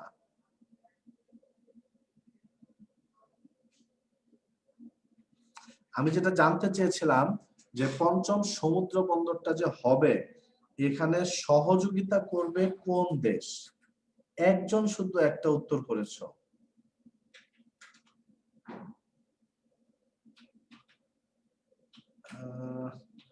শেখ মতিউর রহমান অ্যান্সার করেছো, তারপর সুমাইয়া প্রান্তি অ্যান্সার করেছো, সজিব হোসেন অ্যান্সার করেছো, মিম যেটা অ্যান্সার করেছো বা মিম তোমার উত্তরটা ভুল হয়েছে, সাদিয়া ফেরদৌস তোমার উত্তরটা ভুল হয়েছে, মোহাম্মদ রেজওয়ান অ্যান্সার করেছো, তারপরে হচ্ছে প্রমিথিউস জিউস তোমার উত্তরটা ভুল হয়েছে। রেসপন্স আছে ভাইয়া, আপনার নেটে প্রবলেম মেবি, তাই তো, মানে অনেকেই উত্তর করছো কিন্তু আমি হঠাৎ হঠাৎ থেমে যাচ্ছে, এখন আবার উত্তর আসছে। জাপান, বাট শিওর না। আচ্ছা, সিমিল মুনতাহা, আমার আপনি কমেন্ট করেন না, যেটা সামনে পাই সেটাই বলি। আচ্ছা, সিমিন মুনতাহা যেটা হয়েছে যে তুমি জাপান বলেছো কিন্তু শিওর না, গেস্ট অ্যান্সার করতে পেরেছি, এজন্য তোমাকে অসংখ্য ধন্যবাদ। যারা যারা ভালো করে একটাই করতে পারি না। ও আচ্ছা, একজন লিখেছে যে পরিমাণ কমেন্ট পড়ছে ভালো করে একটাই পড়তে পারি না, আর আপনি বলছেন কমেন্ট হয় না। কমেন্ট হচ্ছে, বাট আমি এখানে নেট স্লো হয়ে গেলে আমি সেটা দেখতে পাচ্ছি না। আচ্ছা, যা অনেকে চীন অ্যান্সার করছো, ঠিক আছে, তোমরা যে গেস করে চীন অ্যান্সার করছো এজন্য তোমাদেরকে অসংখ্য ধন্যবাদ, কিন্তু ভাইয়া উত্তরটা ভুল হয়েছে। আর সিমিন মুনতাহা লিখেছে হচ্ছে জাপান, বাট শিওর না। সিমিন মুনতাহার সাথে যারা যারা জাপান অ্যান্সার করেছিল তোমাদের সবাইকে অসংখ্য অসংখ্য ধন্যবাদ। রাইসা তাবাসসুম দিনা, ভাইয়া এই পর্যন্ত আমার একটাও পড়েন নাই, এই যে পড়ে দিলাম। রাইসা তাবাসসুম দিনা, তুমি ঢাকা বিশ্ববিদ্যালয়ে চান্স পাওয়ার পর টিএসসি তে এসো, দেখা করে তোমাকে চা খাওয়াবো। কমেন্ট পড়া কোনো বড় কিছু না, ঢাকা বিশ্ববিদ্যালয়ে চান্স পাও এটা বড় বিষয় হবে। তাহলে সমুদ্র বন্দর হবে চট্টগ্রামে মিরসরাইতে, আর এখানে সহযোগিতা করবে হচ্ছে জাপান। আচ্ছা, আমরা পরের প্রশ্নে চলে যাই। ও আচ্ছা, আর এটা তো আমার একটা প্রশ্নই ছিল, দেশের পঞ্চম সমুদ্র বন্দর নির্মাণে সহযোগিতা করবে কোন দেশ? এটা হচ্ছে সি অপশনে যেটাতে আছে জাপান। যারা সঠিক উত্তর করেছে তোমাদেরকে অসংখ্য অসংখ্য ধন্যবাদ। আচ্ছা, এই প্রশ্নটার উত্তর করো দেখি বাংলাদেশের অর্থনীতির পাঠ থেকে। এই যে বলছিলাম খনিজ এবং ইয়ে থেকে প্রচুর প্রশ্ন হয়। দেশের প্রথম এলপিজি ভিত্তিক বিদ্যুৎ কেন্দ্র হবে কোথায়? দেশের প্রথম এলপিজি ভিত্তিক বলতে বোঝা হচ্ছে এলপিজি একটা গ্যাস, সো এলপি গ্যাস বলা হয় এটাকে। এলপি গ্যাস ভিত্তিক, এলপিজি তে হচ্ছে গ্যাস, এলপি গ্যাস ভিত্তিক বিদ্যুৎ কেন্দ্র হবে কোথায়? এই অপশনেতে আছে এই যে মাহমুদুল হাসান মেহেদি লিখেছো, ভাইয়া শুধু মেয়েদের কমেন্ট করে। হ্যাঁ, তোমার কাছে এমন মনে হবেই। জাপান বিশেষজ্ঞ মাহমুদ। আচ্ছা, দেশের প্রথম এলপিজি ভিত্তিক বিদ্যুৎ, এটার উত্তর দাও দেখি। এটার উত্তর আমি একটু বেশি কমেন্ট করি দেখি কারা সঠিক উত্তর করছো। দেশের প্রথম এলপিজি ভিত্তিক বিদ্যুৎ কেন্দ্র হবে কোথায়? এ অপশনে দেওয়া আছে খুলনাতে, বি অপশনে দেওয়া আছে পাবনাতে, সি অপশনে দেওয়া আছে সিলেটে, আর ডি অপশনে দেওয়া আছে হচ্ছে পটুয়াখালীতে। ডি অপশনে দেওয়া আছে পটুয়াখালীতে।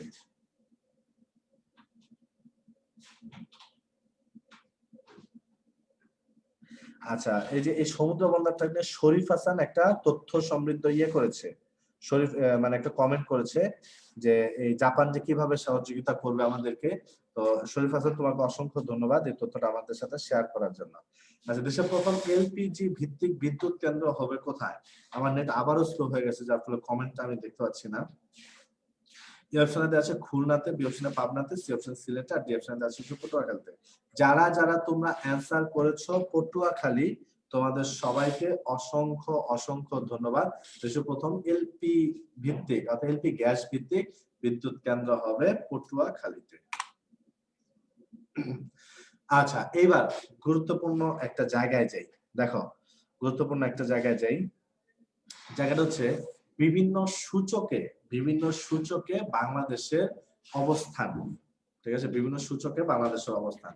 ডি ইউনিটে এই জায়গাগুলি থেকে অনেক বেশি প্রশ্ন হয় বিভিন্ন সূচকে বাংলাদেশের। সো তোমরা একটা স্ক্রিনশট রাখতে পারো, শেয়ার দিয়ে রাখতে পারো, খুব গুরুত্বপূর্ণ। আমি 11টা গুরুত্বপূর্ণ সূচক তোমাদেরকে জানাই। 11টা গুরুত্বপূর্ণ সূচক জানাই। এখন কথা হচ্ছে কি যে এই সূচক আমি হচ্ছে আমি গতকালকে রাত 4:30 পর্যন্ত জেগে স্লাইডটা তৈরি করেছি। তো আমি খুব প্রেসারের মধ্যে ছিলাম, আমার লেখায় যদি ভুল থাকে তাহলে সেটা আমি শুধরে দিব। মানে যদি আমি এতক্ষণ যা কথা বলেছি তার মধ্যে যদি কোনো ভুল থাকে, সাধারণ জ্ঞানে ভুল থাকা স্বাভাবিক, যদি কোনো ভুল থাকে আমি ইউসিসি গ্রুপেই সেখানে পোস্ট দিয়ে দিব যে এই তথ্যটা সংশোধনী এটা হবে। কারণ আমি খুব প্রেসারের মধ্যে থেকে আমি করেছি, যার ফলে কোনোটা আপডেট হয়ে গেছে কিনা বা ভুল আছে কিনা আমি এই মুহূর্তে ঠিক জানি না।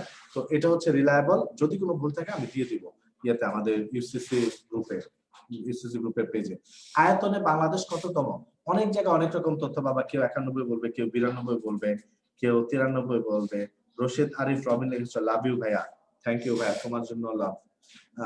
কেউ 94তম বলবে। তো আয়তনে রিলায়েবল মানে আয়তনের জন্য যে ইন্ডেক্স, আয়তনের জন্য যে সমীক্ষাটাকে আমরা সবচেয়ে বেশি গুরুত্বপূর্ণ হিসেবে ধরা হয়, সেই সমীক্ষা অনুযায়ী আয়তনে বাংলাদেশ 94তম।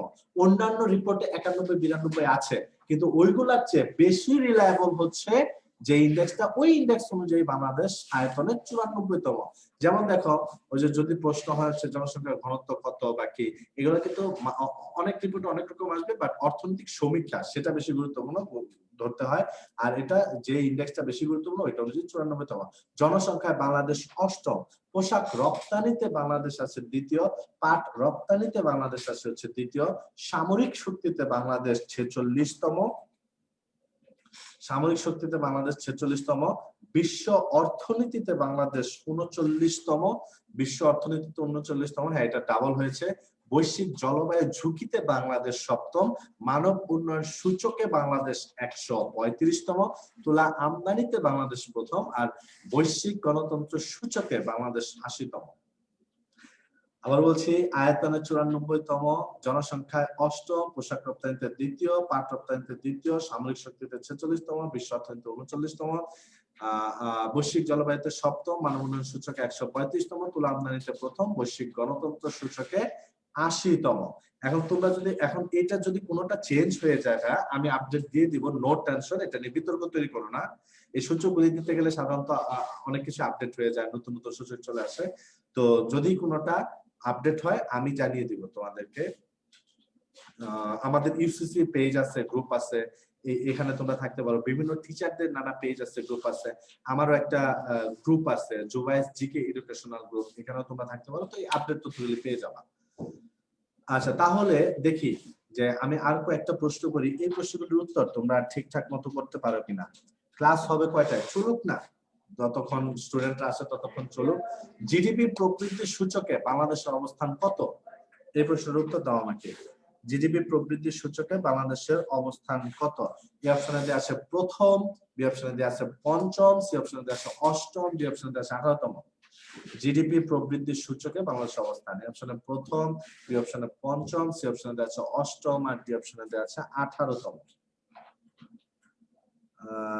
অনেকেই সঠিক উত্তর করছে, যেমন তাজিন লিখেছে হচ্ছে সি, তার মানে বলছো অষ্টম। তারপরে কি জিহান লিখেছে সি, সেবা সে লিখেছে সি, হামনা লিখেছে হচ্ছে জানি না স্যার, না জানলে চান্স হবে না স্যার। বদরুন নাহা লিখেছে ডি। জিডিপির প্রবৃদ্ধি সূচকে বাংলাদেশের অবস্থান, তোমরা কিন্তু সঠিক উত্তর কেউ করতে পারোনি।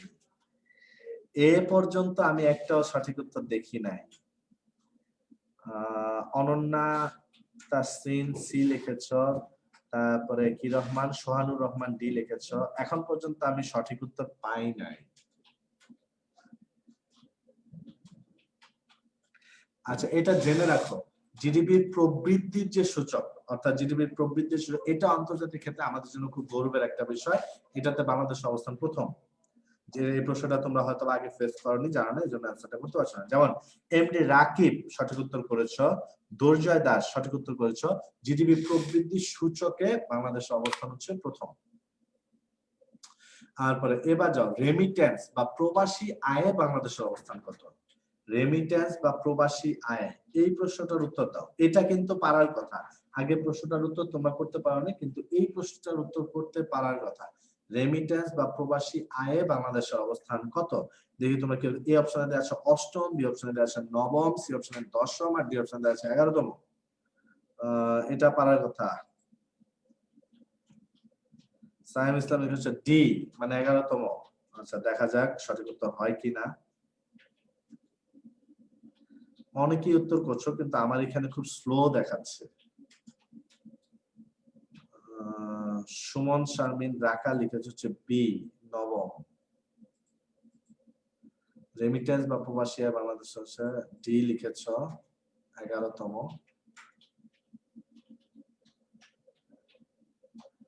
বি লিখেছ, ডি লিখেছ।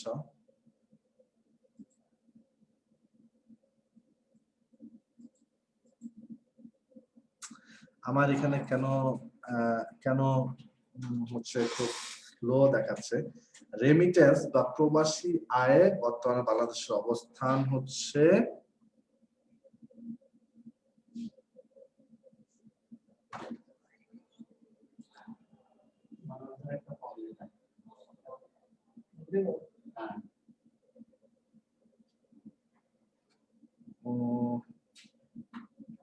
আমার এখানে কেন স্লো দেখাচ্ছে, উত্তর দেখাচ্ছে না।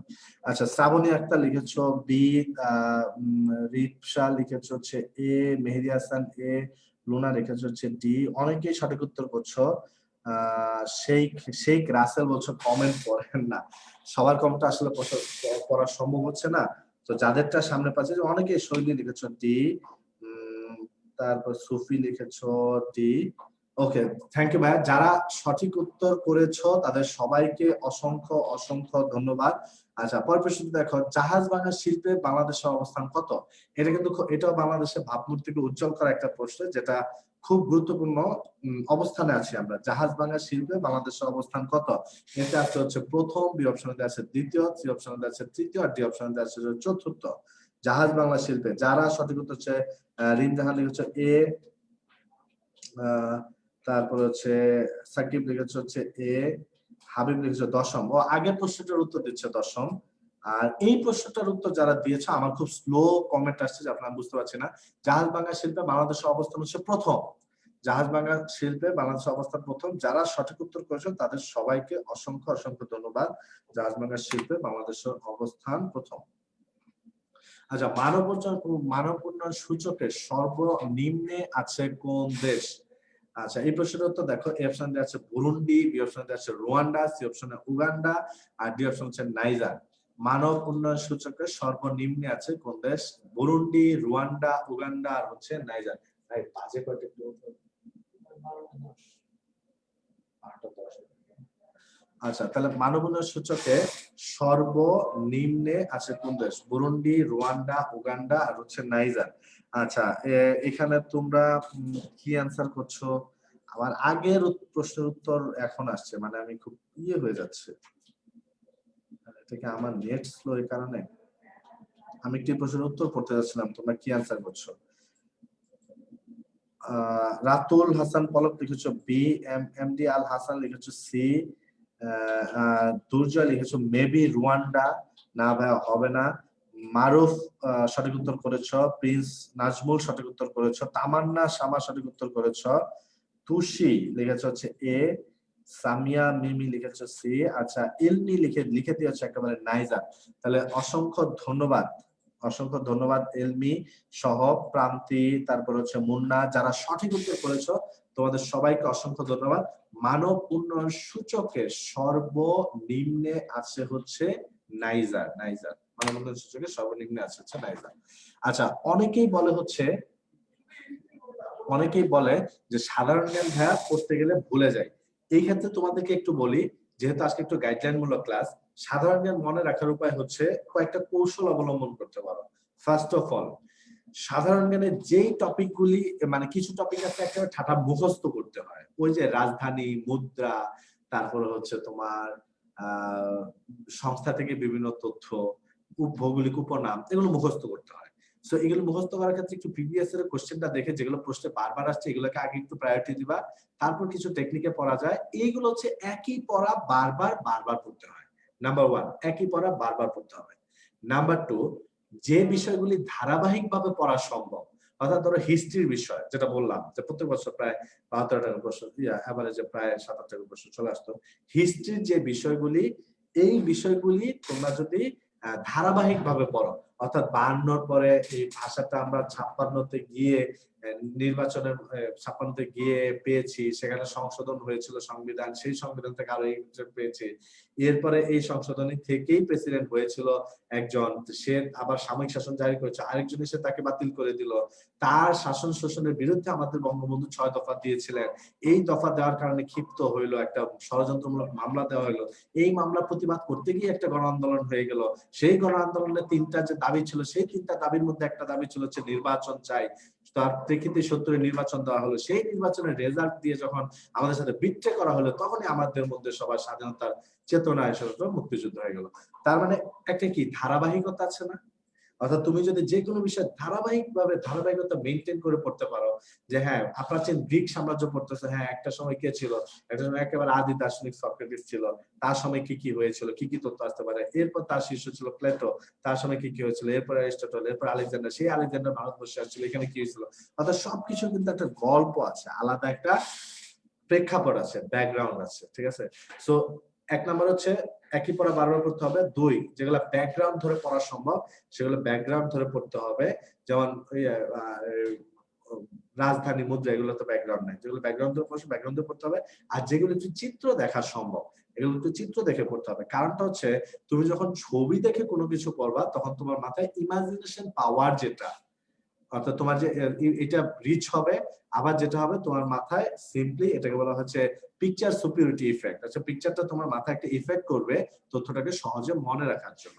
আজকে মানচিত্র পড়তেছো, প্রণালী পড়তেছো, জিব্রাল্টার প্রণালী পড়তেছো, বা তুমি একটা পর্বতমালা পড়তেছো, জাস্ট নেটে সার্চ দাও, তুমি একটু ইয়াতে করো যে মানচিত্র খুঁজে রাখো, এটা হচ্ছে এই জায়গায় প্রথম বিশ্বযুদ্ধ দ্বিতীয় বিশ্বযুদ্ধ পড়তেছো, এই প্রথম অ্যাটাক করলে কে, ও অ্যাটাক করলো ওকে, এগুলো কি করো একটু ইয়া করে ফেলো, মানে মানচিত্র খুলে দেখে দেখে পড়ে ফেলো।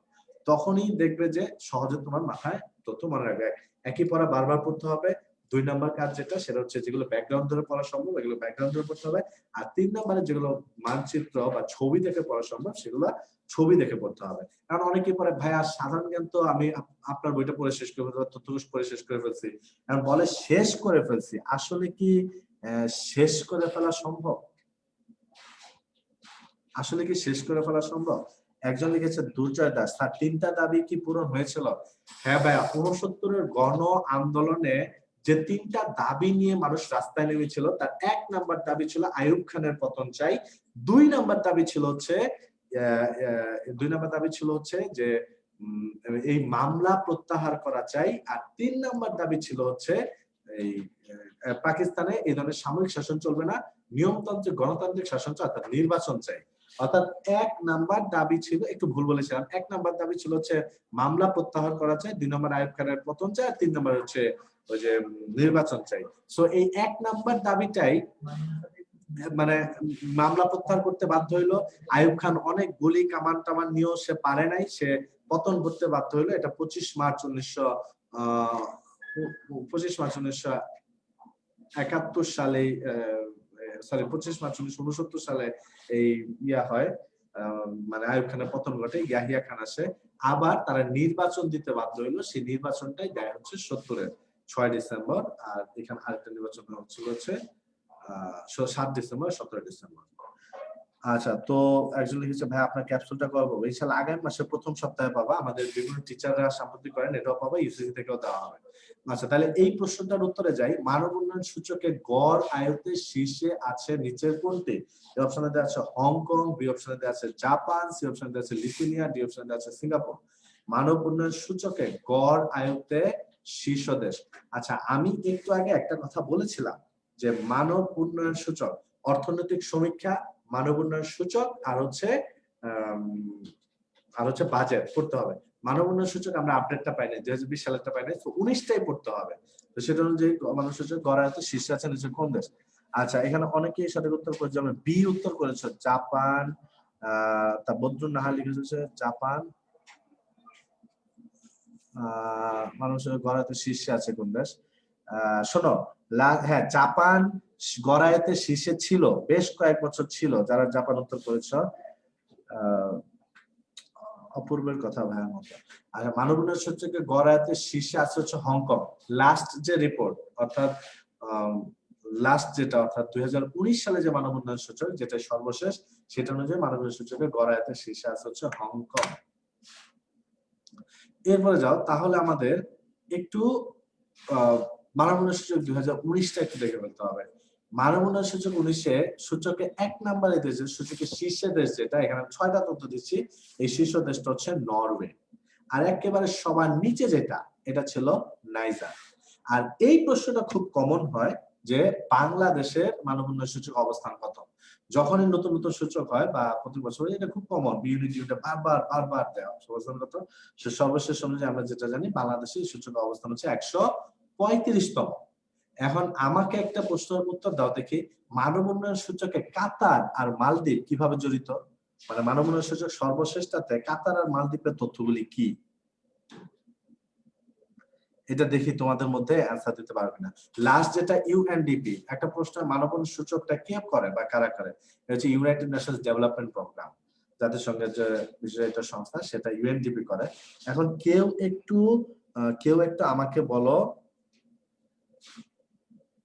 শীর্ষ 3 একজন লিখেছে, 1 নম্বরে নরওয়ে, 2 নম্বরে সুইজারল্যান্ড, 3 নম্বরে আয়ারল্যান্ড। ওই 2 আর 3 লাগে না, শুধু নরওয়েটা পড়লেই হয়। আর সর্বনিম্নে আছে হচ্ছে নাইজার। এখন তোমরা আমাকে একটু বলো, একটা প্রশ্ন উত্তর দাও, যে ওই যে একজন লিখেছে টাকা, যে মানব উন্নয়ন সূচক 2019 সর্বশেষ মানব উন্নয়ন সূচক অনুযায়ী কাতার এবং মালদ্বীপ তাদের থেকে তথ্যগুলি কি? এই সূচকে কাতার একটা শীর্ষ অবস্থানে আছে, মালদ্বীপ একটা শীর্ষ অবস্থানে আছে, কোন ক্ষেত্রে তাদের শীর্ষ? এটা আমাকে একটু কমেন্ট করে জানাও। কমেন্টটা একটু একাধিকবার করো, আমি কমেন্ট মানে যেটা করছো সেটা করতে থাকো, কারণ আমি কমেন্ট আমার খুব স্লো আসতেছে।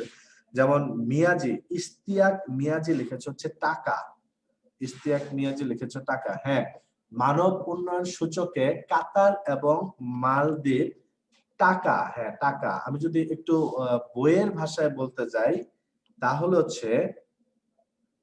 হচ্ছে এই দেশগুলির মাথাপিছু আয় সর্বোচ্চ। ঠিক আছে, মানব উন্নয়ন সূচক অনুযায়ী সর্বোচ্চ মাথাপিছু আয়ের দেশ হচ্ছে কাতার বর্তমানে। আগে লুক্সেমবার্গ ছিল, বর্তমানে আছে হচ্ছে কাতার। আর সার্কভুক্ত দেশগুলির মধ্যে কাতার এশিয়া প্রথম, মালদ্বীপ দক্ষিণ এশিয়ায়। না, শুধু এশিয়াতে কাতার প্রথম না, কাতার ওভারঅল প্রথম। এসে শান্ত লিখেছ যে মাথাপিছু আয়ের শীর্ষ দেশ কাতার। এশিয়া, শান্ত লিখেছ যে এশিয়ার মধ্যে কাতার শীর্ষ, আর হচ্ছে দক্ষিণ এশিয়ার মধ্যে মালদ্বীপ শীর্ষ। এশিয়াতে না, ওভারঅল পৃথিবীতে কাতার হচ্ছে মানব উন্নয়ন সূচকে শীর্ষ, আর মালদ্বীপ হচ্ছে ইয়েতে শীর্ষ। সার্কভুক্ত দেশ বা দক্ষিণ এশিয়ার দেশগুলোর মধ্যে হচ্ছে মালদ্বীপ শীর্ষ। ঠিক আছে, সো এখানে আপাতত হচ্ছে নরওয়ে হচ্ছে সর্বোচ্চ, মানে 1 নম্বর সূচকে আছে, নাইজার সর্বশেষ আছে, বাংলাদেশ 135তম, মাথাপিছু আয় কাতার শীর্ষ, মালদ্বীপ হচ্ছে সার্কভুক্ত দেশের মধ্যে শীর্ষ। আর এই মানব উন্নয়ন সূচকটা দেয় কে বা কারা? এই সূচকটা দেয় হচ্ছে ইউএনডিপি। আকিব শাহরিয়ার লিখেছে, ভাই শুধুমাত্র তথ্যকোষ বইটা ফলো করলেই হবে? একটা বিষয় কি, তুমি তথ্যকোষ বই ফলো করে অনেক ভালো করতে পারো, আবার তুমি তথ্যকোষ বই ফলো করে মানে ফেলও করতে পারো। বিষয়টা কেমন? বিষয়টা হচ্ছে তুমি কতটা ভালোভাবে করতে পেরেছো, এটা হচ্ছে বিষয়। তথ্যকোষ বইটা পুরাটা পড়ো, দেখো তোমাকে সাধারণ জ্ঞানে কত রিচ হবে, ডেভেলপ হবে, তুমি অনেক ভালো করতে পারবা। সো তথ্যকোষ বইটা যদি তুমি প্রপারলি পড়তে পারো, একটাতেই এনাফ, যে কোনো একটা বই ভালোভাবে পড়লে এনাফ। তবে ভালো স্টুডেন্ট যারা, তারা একাধিক সব সাবজেক্টের একাধিক বই পুস্তক পড়ে। আচ্ছা, তারপর হচ্ছে মারা গেলেন যারা, খেয়াল করো ডিউনিটে প্রতি বছর যারাই মারা গেছে তাদের থেকে প্রশ্ন হয়, প্রত্যেক বছর প্রশ্ন হয়। ঠিক আছে, তো এই বছর প্রশ্ন হওয়ার মতো, এই বছর জিকে এর জন্য কোন বই পড়তে হবে ভাই? আমাদের ইউসিসি তথ্যকোষ পড়তে পারো, চমৎকার একটি বই। মারা গেলেন যারা, যেমন এবছর প্রশ্ন হওয়ার মতো প্রণব মুখার্জি, যিনি ভারতের প্রাক্তন রাষ্ট্রপতি, বাংলাদেশের জামাই, বাংলাদেশের পাবনাতে বিয়ে করেছেন। প্রণব মুখার্জি, সি আর দত্ত, আবু উসমান চৌধুরী, স্যার ফজলে হাসান আবেদ, জামিলুর রেজা চৌধুরী, ডক্টর সাদত হুসাইন, কামাল লোহানী, আজাদ রহমান, আজাদ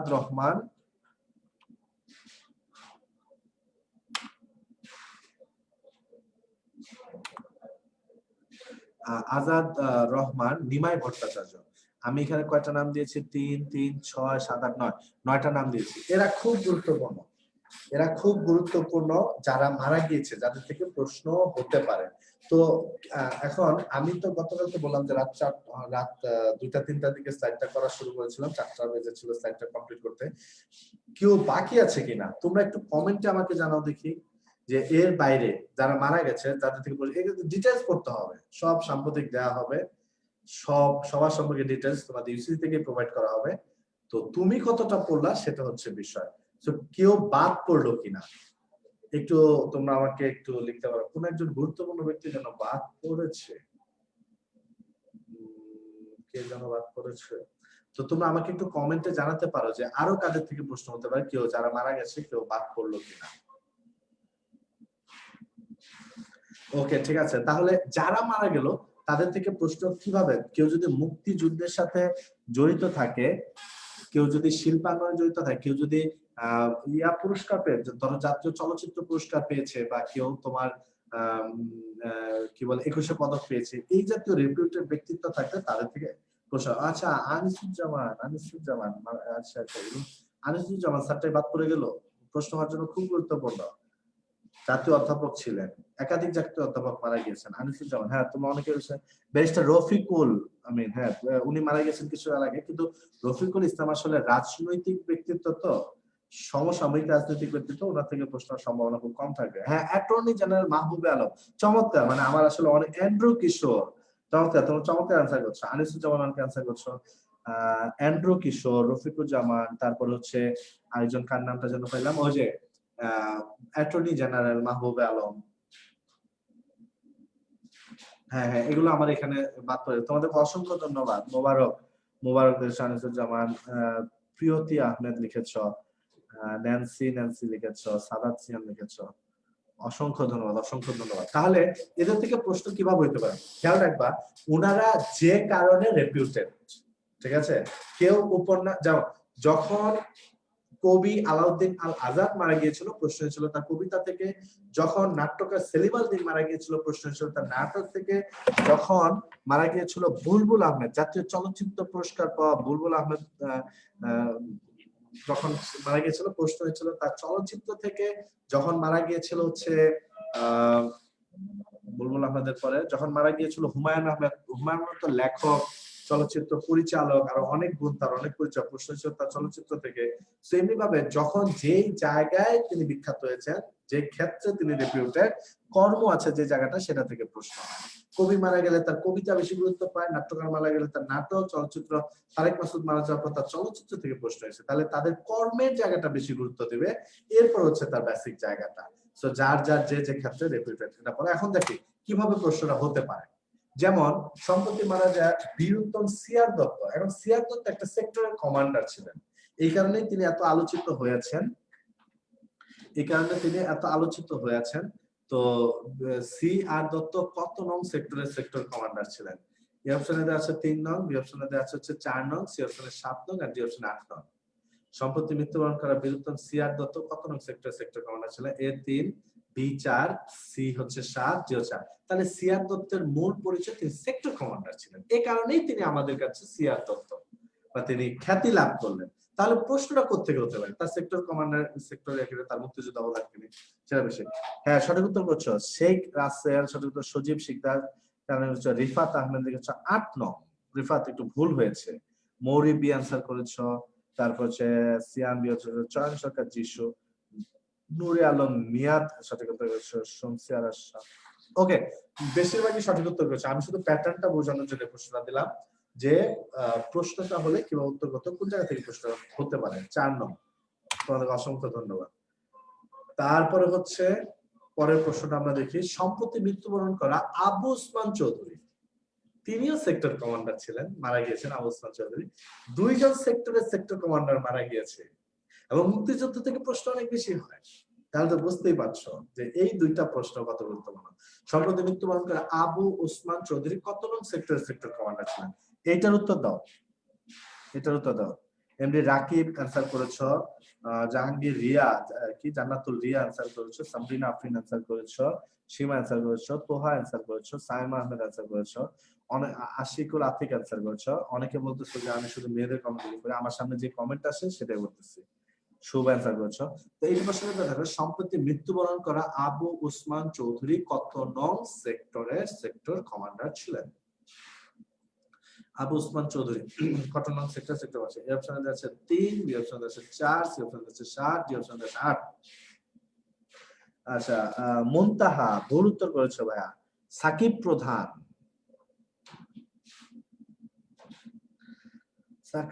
ভুল উত্তর করেছো। অর্পা, থ্যাংক ইউ, সঠিক উত্তর করেছো। ফাহিম অনেক কনফিডেন্টের সাথে অনেকগুলি 8 লিখেছো, তার মানে এই প্রশ্নের উত্তর হবে 8। সম্প্রতি মৃত্যুবরণ করা আবু ওসমান চৌধুরী 8 নং সেক্টরের সেক্টর কমান্ডার ছিলেন। যারা যারা সঠিক উত্তর করেছো তাদের সবাইকে অসংখ্য অসংখ্য ধন্যবাদ। ঠিক আছে, আচ্ছা তাহলে আরেকটা প্রশ্ন দেখো তো। প্রাক্তন রাষ্ট্রপতি ছিলেন প্রণব মুখার্জি, ঠিক আছে? এই প্রণব মুখার্জির সাথে বাংলাদেশ জড়িত, এবং তার স্বীকৃতি স্বরূপ আমরা বাংলাদেশ মুক্তিযুদ্ধ সম্মাননা দিয়েছিলাম প্রণব মুখার্জিকে, মুক্তিযুদ্ধ সম্মাননা। আচ্ছা, এই মুক্তিযুদ্ধ সম্মাননাটা আসলে কবে দেওয়া হয়?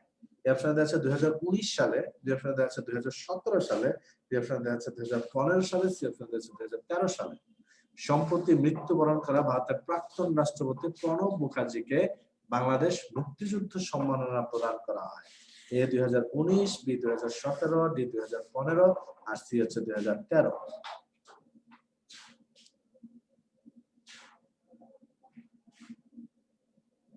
আচ্ছা, টপ ফাইন্যান্স হচ্ছে তামান্না লিখেছে এ মানে 2019, রনক জাহান লিখেছে ডি, আফরিন হোসেন লিখেছে এ, তারপরে হচ্ছে শাওন লিখেছে এ, লেন লিখেছে এ, সি লিখেছে হচ্ছে যে সময়। তার মানে তোমরা একটু কনফিউজড। প্রণব মুখার্জিকে কবে মুক্তিযুদ্ধ সম্মাননা দেওয়া হয়, তাই না? মানিক কুজুর লিখেছে 2013। আচ্ছা, অর্পা লিখেছে 2019, ইব্রাহিম ফাহিম। তার মানে তোমরা এই প্রশ্নের উত্তরটা আসলে জানো না। বেশিরভাগ উত্তর করেছো এ এবং উত্তরটা করেছো আন্দাজে। বেশিরভাগ উত্তর করেছো এ, উত্তরটা করেছো আন্দাজে। মানিক কুজুর, তোমাকে অসংখ্য ধন্যবাদ। দিনাজপুরের ছেলে মানিক কুজুর, তুমি সঠিক উত্তর করেছো। আবার মানিক কুজুর তো সঠিক উত্তর করছিল, আবার কেন ভুল করবে? মানিক প্রথমে করেছিল 2013 সালে, এরপর ছিল 2019 সালে। সম্প্রতি মৃত্যুবরণ করা ভারতের প্রাক্তন রাষ্ট্রপতি প্রণব মুখার্জিকে বাংলাদেশ মুক্তিযুদ্ধ সম্মাননা প্রদান করা হয় 2013 সালে। আচ্ছা, এখানে তো আমার অপশন দেখি উল্টা পাল্টা, এ বি ডি সি। বুঝে রাত জেগে জেগে করছি। ভারতের প্রাক্তন রাষ্ট্রপতি প্রণব মুখার্জিকে মুক্তিযুদ্ধ সম্মাননা দেওয়া হয় 2013 সালে। সঠিক উত্তরটা হচ্ছে 2013।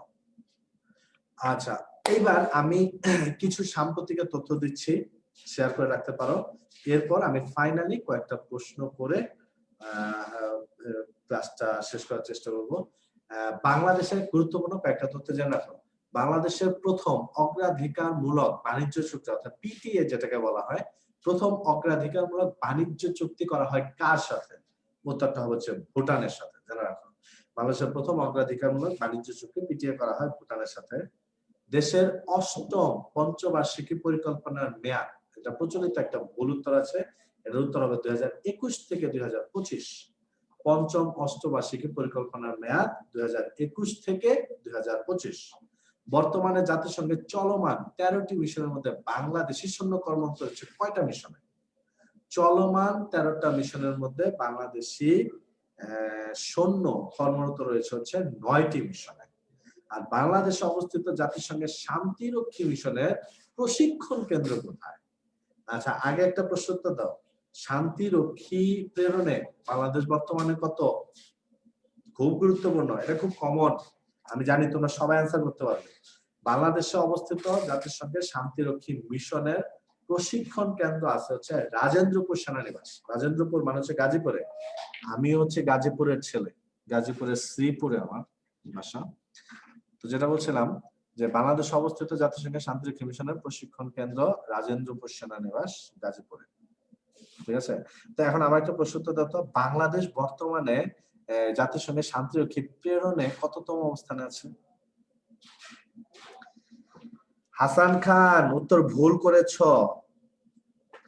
সুমাইয়া প্রান্তি লিখেছ ভাইয়ার ক্লাস বেস্ট। জিহান উত্তর ভুল করেছ।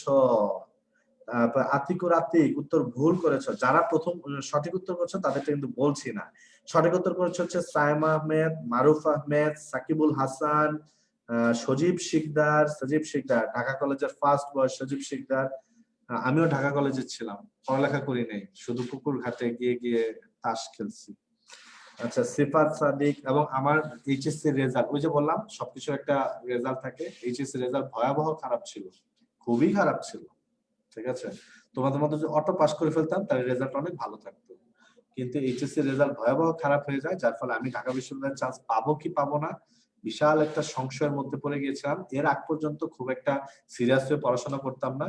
ইউসিসি মৌচাক ব্রাঞ্চের স্টুডেন্ট ছিলাম। ওই ব্রাঞ্চে 3 বান্ধবী এসে ক্লাস করতো, 3 বান্ধবী অসম্ভব সুন্দর ছিল, 3 জনকে আমার একই সাথে ভালো লাগতো। তো আমার চিন্তা ধ্যান খেয়াল ছিল কিভাবে আমি এই 3 জনের কোন জনকে প্রপোজ করতে পারি, এটাই ছিল আমার কোচিং এ ঢোকার পর 1 মাস পর্যন্ত ধ্যান খেয়াল। যখন কোচিং ভর্তির 1.5 মাস পর রেজাল্ট দিয়ে দিল আর আমি বাস খেলাম, অর্থাৎ আমার রেজাল্ট ভয়াবহ খারাপ হয়ে গেল, তখন মাথায় আসলো এই অফার টফার অনেক করা যাবে, ঢাকা বিশ্ববিদ্যালয়ে যদি চান্স পাই আমাকে পড়তে হবে। এরপর আমি চেষ্টা শুরু করলাম এবং চেষ্টা করে ডেইলি 18 ঘন্টা করে পড়তাম এবং ফাইনালি 1378তম হয়েছিলাম। আমার ইচ্ছে ছিল আমি ঢাকা বিশ্ববিদ্যালয়ে ডি ইউনিট পলিটিক্যাল সায়েন্স নিয়ে পড়বো, কিন্তু আমি পলিটিক্যাল সায়েন্স পাই নাই, আমি ফিলোসফি পেয়েছিলাম, ফিলোসফিতে অনার্স করেছি। কিন্তু ওই যে আমার ইচ্ছা পলিটিক্যাল সায়েন্সে পড়বো, তাই আবার মাস্টার্সে আবার পরীক্ষা দিয়েছিলাম, পরীক্ষা দিয়ে আমি পলিটিক্যাল সায়েন্সে মাস্টার্স করেছি।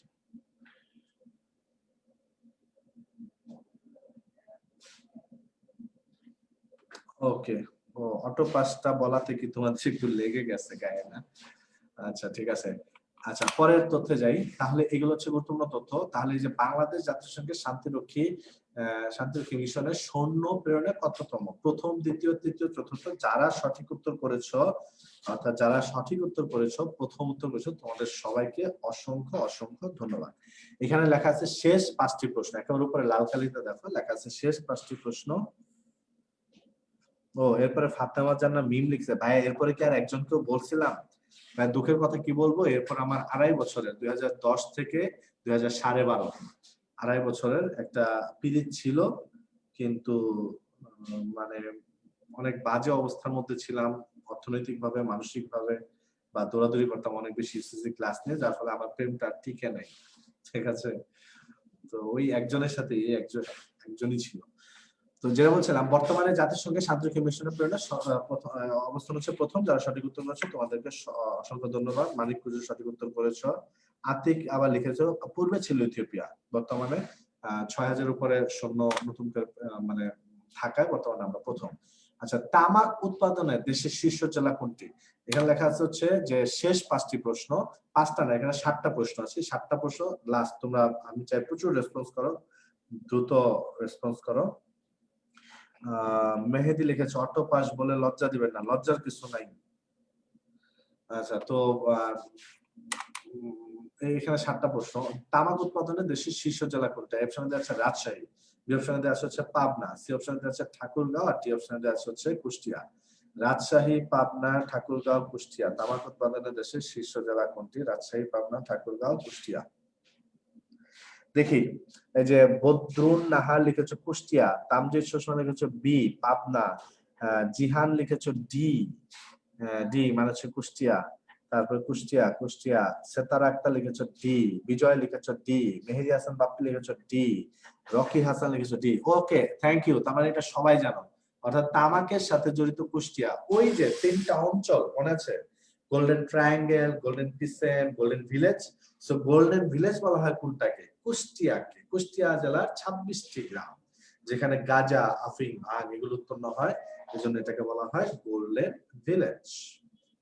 এখন কথা হচ্ছে এরা উৎপাদন করে গাঁজা, কিন্তু আমরা বললাম গোল্ডেন, গোল্ডেন মানে দামি মূল্যায়ন করলাম। কেন বলতে পারবা? যে কুষ্টিয়ার 26টা গ্রাম গাঁজা উৎপাদন করে, তা আমাদের বলা উচিত ছিল এটা হচ্ছে ফালতু ভিলেজ, কিন্তু আমরা বললাম এটা গোল্ডেন ভিলেজ। কেন গোল্ডেন ভিলেজ বলি, এটার উত্তরটা একটু বলতে পারবা কেউ? দেখি কনসেপ্ট ক্লিয়ার আছে কিনা, যদি বলতে পারো একটু আমাকে কমেন্ট করে জানাও দেখি। মানিক কুজুর লিখেছে কুষ্টিয়া।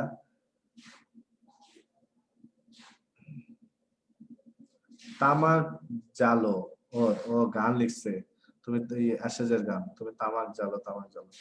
আচ্ছা, সজীব শিকদার উত্তর লিখছে যে কেন কুষ্টিয়াকে গোল্ডেন ভিলেজ বলা হয়, ও উত্তর লিখছে এটাই সায়েন্স। অপশনে ঢাকা বিশ্ববিদ্যালয়ের ভর্তি পরীক্ষাতে ওই উত্তর খুঁজা দেখে দিয়েছো, এটাই সায়েন্স।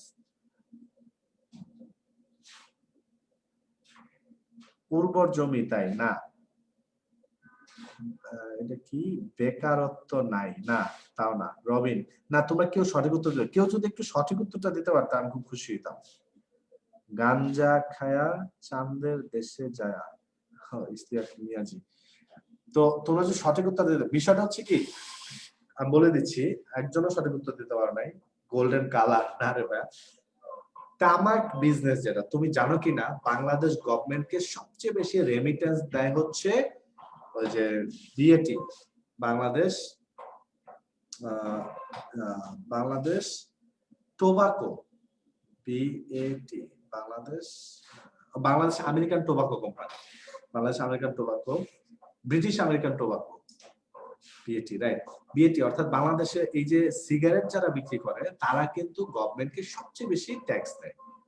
এই জন্য দেখো সিগারেটের দাম, যেটা সিগারেট আমরা খাই, একটা গোল্ড লিফ এখন 14 টাকা করে কিনতে, সরি বেনসন 14 টাকা করে কিনতে হয়, এটা পেছনে খরচ কিন্তু 2-3 টাকা, কিন্তু আমাদের কিনতে হয় 14 টাকা, কারণ গভর্নমেন্ট এখান থেকে 8 থেকে 10 টাকা ট্যাক্স নিয়ে নেয়। অর্থাৎ আমরা যে সিগারেটটা খাই 15 টাকায়, সেখানে 10 টাকায় গভর্নমেন্ট ট্যাক্স নিয়ে নেয়, প্রচুর ট্যাক্স তামাক থেকে যায়। তো তামাক বিজনেসটা হচ্ছে অনেক অর্থের সাথে জড়িত, ঠিক আছে, বিজনেসটা অনেক, এখানে অনেক লেনদেন অনেক বড় হয়, বেশি হয়, অর্থনৈতিক বিষয়টাতে অনেক, তামাক অর্থনীতির সাথে অনেক রিচ বলে এই অঞ্চলগুলিকে বলা হচ্ছে গোল্ডের সাথে কম্পেয়ার করে গোল্ডেন। আচ্ছা, পরের প্রশ্নে যাই। মাথাপিছু আয়ে বাংলাদেশ কততম? মাথাপিছু আয়ে বাংলাদেশ বিশ্বে কততম? মাথাপিছু আয়ে এটাও আমরা পাবো ওই যে ইয়েতে, মাথাপিছু এটা পাবো কোথাও, যে অর্থনৈতিক সমীক্ষা, সেখানে পাবো। দেখি এটার উত্তরটা তোমরা দাও। তোমাদের উত্তরগুলি আমার আসছে অনেক দেরিতে। নোভাজ আমার লিখেছো সি, শাকিল লিখেছো হচ্ছে বি, ইয়া লিখেছো 15,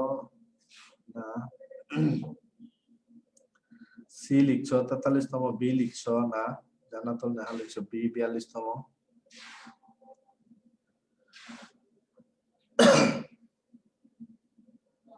মানিক গুজো লিখেছে 41। আচ্ছা, অনেকে সঠিক উত্তর দিচ্ছ। মেহেদি হাসান অনেকে লিখছো, ইসরাত ইসু লিখছো বি, তারপর হচ্ছে শোভা লিখছো সি, সি হবে না ভাইয়া। মুফাসসেল উত্তর করেছো, মৌমিতা লিখেছো বি। অনেকেই সঠিক উত্তর দিচ্ছ, অনেকেই সঠিক উত্তর দিচ্ছ। এটা আমাদের ওই যে অর্থনৈতিক সমীক্ষা থেকে প্রশ্নটা আসা।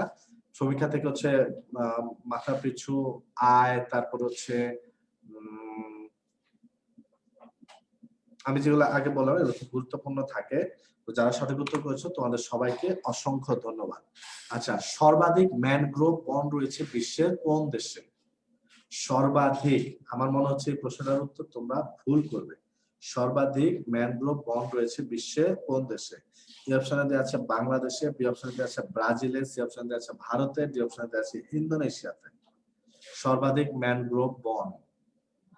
আচ্ছা, ম্যানগ্রোভ বনের সাথেই তো একটা দেশ জড়িত, যেমন সঠিক উত্তর করছো অনেকেই। সর্বাধিক ম্যানগ্রোভ বন বাংলাদেশের কোন জায়গা? যেমন নায়ার লিখেছে হচ্ছে এ, সাজিদুল সুলতানা লিখেছে এ, নোভা জামান লিখেছে এ, জান্নাত জাহান নোভা লিখেছে সি, তারপরে জান্নাত বলছে হচ্ছে ভারতে, বিশ্বাস কি বিশ্বাস জাহান লিখেছে হচ্ছে বি, তারপরে ব্রাজিলে তালুকদার লিখেছে এ, এ জিহান লিখেছে এ। আচ্ছা, যারা যারা যারা যারা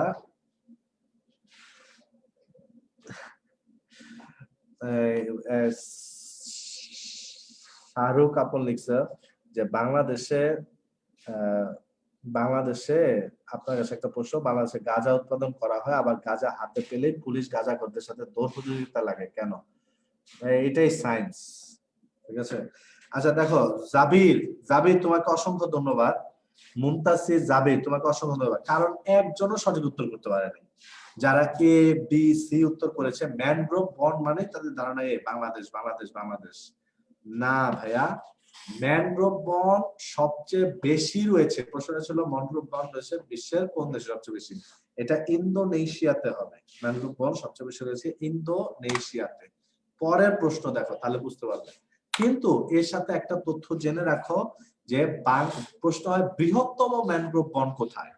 যদি এই প্রশ্ন হয় বৃহত্তম ম্যানগ্রোভ বন কোথায়, তাহলে উত্তর হবে হচ্ছে বাংলাদেশে। আর যদি সিম্পলি প্রশ্ন হয় সর্বাধিক ম্যানগ্রোভ বন রয়েছে বিশ্বের কোন দেশে, তাহলে উত্তর হবে হচ্ছে ইন্দোনেশিয়াতে। সর্বাধিক ম্যানগ্রোভ বন রয়েছে বিশ্বের ইন্দোনেশিয়াতে। আচ্ছা, শেখ হাসিনা আশ্রয়ন প্রকল্প কোন জেলায় অবস্থিত? শেখ হাসিনা আশ্রয়ন প্রকল্প কোন জেলায় অবস্থিত? এ অপশনে দেওয়া আছে সাতক্ষীরা, বি অপশনে দেওয়া আছে খুলনা, সি অপশনে দেওয়া আছে কক্সবাজার, ডি অপশনে দেওয়া আছে চট্টগ্রাম। সাতক্ষীরা, খুলনা, কক্সবাজার আর চট্টগ্রাম। শেখ হাসিনা আশ্রয়ন প্রকল্প কোন জেলায় অবস্থিত? সাতক্ষীরা, খুলনা, কক্সবাজার আর চট্টগ্রাম। উত্তর করো দেখি। আর দু একটা প্রশ্ন শেষে আমি কিছু কথা বলে ক্লাস শেষ করে দেবো, কিন্তু তোমাদের কাছে লাস্ট উত্তর চাচ্ছি। শেখ হাসিনা আশ্রয়ন প্রকল্প, আচ্ছা বিমন তাহলে হচ্ছে বি, সাদিল লিখেছ বি, উত্তর পাচ্ছি না বি। সাজিন তোমাকে অসংখ্য ধন্যবাদ, সঞ্জিদা সাজিন তোমাকে অসংখ্য ধন্যবাদ। শেখ হাসিনা আশ্রয়ণ প্রকল্প যেহেতু একেবারে সরাসরি শেখ হাসিনার নামের সাথে জড়িত,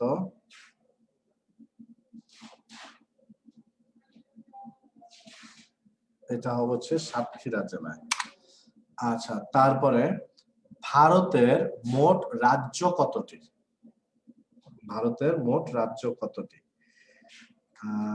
আমাদের পরবর্তীতে যখন আমাদের দেশগুলি নিয়ে কথা হবে এই রাজ্য বিষয়টা আমি ক্লিয়ার করবো, একবার ভেঙে ভেঙে ক্লিয়ার করব, কিন্তু এখন এই প্রশ্নটার উত্তর দাও যে ভারতের মোট রাজ্য কতটি?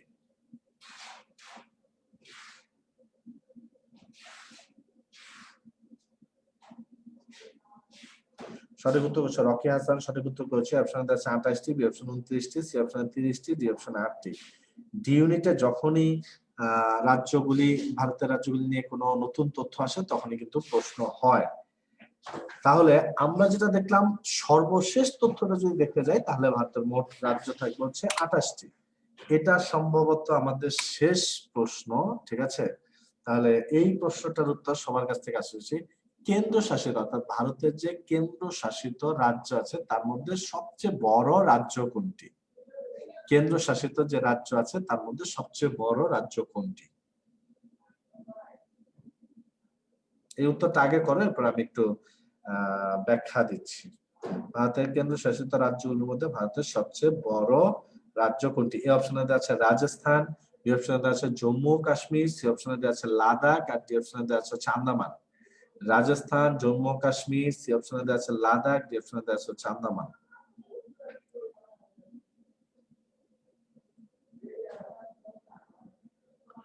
লিখেছে হচ্ছে বি 100%। বি 100% লিখছে হচ্ছে ইয়ে ওই আগের প্রশ্নের উত্তর না। আচ্ছা এটা এটা দেখো, যদি প্রশ্ন হতো ভারতের রাজ্যগুলোর মধ্যে যদি শুধু রাজ্যগুলির মধ্যে সবচেয়ে বড় কোনটা এই প্রশ্নটা হইতো তাহলে কিন্তু উত্তর হইতো রাজস্থান। ওই যে মরুভূমি যে জায়গাটায় ভারতের পশ্চিমে রাজস্থান, এটা রাজ্যগুলির মধ্যে সবচেয়ে বড়, ঠিক আছে? তোমরা যারা এই আনসার করছো উত্তর কিন্তু হয়নি। আর যদি প্রশ্ন হয় কেন্দ্র শাসিত রাজ্যগুলোর মধ্যে ভারতের সবচেয়ে বড় রাজ্য কোনটি, এখন দেখো গত বছর জম্মু কাশ্মীর, ওই জম্মু কাশ্মীরের একটা জেলা ছিল লাদাখ, ঠিক আছে? জম্মু ও কাশ্মীরের একটা জেলা ছিল হচ্ছে লাদাখ। এখন ওই জম্মু ও কাশ্মীরকে ভাগ করে একটা কেন্দ্রশাসিত রাজ্য করা হয়েছে, লাদাখকে করা হয়েছে আরেকটা কেন্দ্রশাসিত রাজ্য, যার ফলে সবচেয়ে বড়টা হচ্ছে লাদাখ, ঠিক আছে? আচ্ছা তো তো বিষয়টা হচ্ছে তোমরা আজকে যারা ক্লাসে ছিল, আমি আগে একটা কথা বললাম যে কেউ যদি পরিশ্রম করে যাও ইনশাল্লাহ তোমরা ভালো কিছু পাবা। এখন আমি 10 মিনিট তোমাদের সাথে থাকবো, তোমাদের প্রশ্নের উত্তর দেব 10 মিনিট। তোমাদের যেহেতু আজকে গাইডলাইন মূলক ক্লাস, তোমাদের যত প্রশ্ন আছে কিভাবে পড়বো কি করবো, একটা জিনিস মনে রাখো, পড়ার উপরে কথা নেই। অনেকে বলো ভাইয়া কোন বই পড়বো? ভাই যেটা ভালো লাগে একটা পড়ে ফেলো, পড়তে হবে। অনেকে বলো ভাইয়া কিভাবে পড়বো, মনে থাকে না। কিভাবে পড়বো জানি না, পড়তে হবে। তো কথা একটাই, পড়তে হবে, ঠিক আছে? অনেকে বলে ইয়া করে দেন, রুটিন করে দেন, এটা করে দেন। তো এগুলো আসলে মানে প্রশ্নগুলি আমার কাছে ভালো লাগে না। তুমি যদি পড়তে গিয়ে সমস্যা দেখো যে ভাই আপনি তো এই তথ্যটা দিয়েছিলেন, তথ্যটা চেঞ্জ হয়ে গেছে, এটা এখন আমরা কি পড়বো, বা এই বইতে এটা দাও, ওই বইতে এটা দাও, ওইটা উত্তর করা যায়, কিন্তু তোমাকে পড়তে হবে। এখন একটু তোমরা জেরিন তাসনিম লিখেছো অনেক ভালো লেগেছে ক্লাস করতে। ভাইয়া মনে রাখবো কেমনে, তোমরা প্রশ্ন করো, আমি একটু তোমাদেরকে প্রথম কাজ যেহেতু একটু গাইডলাইন মূলক, আমি একটু উত্তর করার চেষ্টা করছি, তোমাদের প্রশ্ন উত্তর নিচ্ছি। মনে রাখবো কিভাবে? দেখো যে হাফেজ সেও কিন্তু একই কোরআন তার মুখস্থ, এরপর বারবার প্র্যাকটিস করে, প্রতি সকালে ঘুম থেকে উঠে পড়তে থাকে। তো যে হাফেজ সেও পড়তে থাকে বারবার, একই পড়া তোমাকে বারবার পড়তে হবে। আন্তর্জাতিক সংস্থা কোথায় পাবো? সংস্থা কোথায় পাবো মানে সব বইতে আছে। আমি শুরুতে তোমাদেরকে যে 20টা টপিক দিয়েছি, এই 20টা টপিক খুব গুরুত্বের সাথে তোমরা পড়ে ফেলবা। আচ্ছা প্রিন্স বিজয় লিখেছ, আচ্ছা ইউসি থেকে জিকে এর বইটা দিছে, যদি সেটা পড়ি আমি আসলে কথা। হ্যাঁ জিকে বইটা ভালো, আমাদের তথ্যকোষ বইটা পারো, তুমি যদি পুরোপুরি পড়ে শেষ করতে পারো তাহলে খুবই ভালো হবে। হান্না লিখেছে হচ্ছে ভাইয়া ক্লাসটা ভালো ছিল, তোমাকে অসংখ্য ধন্যবাদ। ভাইয়া আপনার ক্লাসটা অনেক ভালো লাগে, থ্যাংক ইউ। এগুলা না, তোমরা লিখো হচ্ছে প্রশ্ন প্রশ্ন। সোহানুর রহমান সোহাগ লিখেছে জুবাইজিকে বইটা বগুড়া ইউসিএল ব্রাঞ্চে পাওয়া যাবে কিনা। ভাইয়া বইটা এত চাহিদা চলতেছে যে আমি বইটা দিতে পারতেছি না এই মুহূর্তে। ডি ইউনিটের ক্লাস কয়দিন পর পর হয়? আচ্ছা, তোমাদের একটা বিষয় আমি ক্লিয়ার করে দিই, তোমরা এক এক বই এক এক রকম ইনফরমেশন পাবা। সাধারণ জ্ঞানে ভাই এটা হয়, তথ্য আপডেট হয়ে যায়। তো সাধারণ জ্ঞানে এই এক এক বই এক এক ইনফরমেশন পেলে তুমি দেখবে যে কোনটা কোন সমীক্ষা দেখে পড়বা। আর কিছু প্রশ্ন আছে বিতর্কিত, এগুলো নিয়ে সময় নষ্ট করবে না। আবার আজকে আমি যে তোমাদের ক্লাসটা নিলাম, আমি আসলে গতকালকে রাত বললাম তো 2টায় স্লাইডটা বানানো শুরু করছি, রাত 4টা বানানো শেষ করছি। তো আমি খুব ঘোরের মধ্যে ছিলাম। আমার যদি কোনো তথ্য ভুল চলে যায় বা আমি যদি আজকের ক্লাসে কোনো তথ্য আমি ভুল বলে থাকি, তাহলে ধরো ভুল থাকতেই পারে, স্বাভাবিক, বইতে থাকতে পারে, আমার লেকচারে থাকতে পারে, সেটা তোমরা আমাদেরকে জানালে আমরা পরে একটু সংশোধনীটা দিয়ে দিব। তো এটা নিয়ে মানে প্যানিক হওয়ার কোনো কারণ নাই, খুব টেনশন হওয়া বা ভুল ভুল এরকম বলার কোনো কারণ নাই। আমাদেরকে জানাইলে, আমি 2টা থেকে 4টা পর্যন্ত লেকচারশিপ করেছি, তো কিছু মানে খুব টায়ার্ড ছিলাম, দু একটা ভুল যদি ইনফরমেশন চলে আসে অনাকাঙ্ক্ষিত ভাবে আমাকে জানালেই হবে। আচ্ছা, এই যে একজন লিখেছে বাজেট তো মনে হয় 49তম হবে। এখন দেখো এটার উত্তর আমি কি দিব, যদি অন্তর্বর্তীকালীনটা ধরা হয় তাহলে 50তম হবে, না ধরলে 49তম হবে। ভাই এটা অনেক লিখছে ভাইয়া বইটা অনেক দাম বেড়ে গেছে। আসলে বাজারে ক্রাইসিস থাকার ফলে দাম বেড়ে গেছে। বি ইউনিট ক্লাস কবে হবে? আমাদের 28 তারিখ থেকে ক্লাস শুরু হওয়ার কথা। দেখো ইনশাআল্লাহ 28 তারিখ থেকে, কারণ ইউসিসি কথা এবং কাজে এক থাকে, তো আশা করি 28 তারিখ থেকে হবে। যদি সব এখানে হঠাৎ করে অনলাইন ক্লাসের সাথে কিছু টেকনিক্যাল বিষয় থাকে, যদি সবকিছু ঠিক থাকে হবে। এফটি সাইমা লিখেছে নেক্সট ক্লাস কবে, এটা রুটিন দিয়ে জানিয়ে দেওয়া হবে। ভাই ডি ইউনিটের পরে কি সব বিশ্ববিদ্যালয়ে এক্সাম দেওয়া যাবে?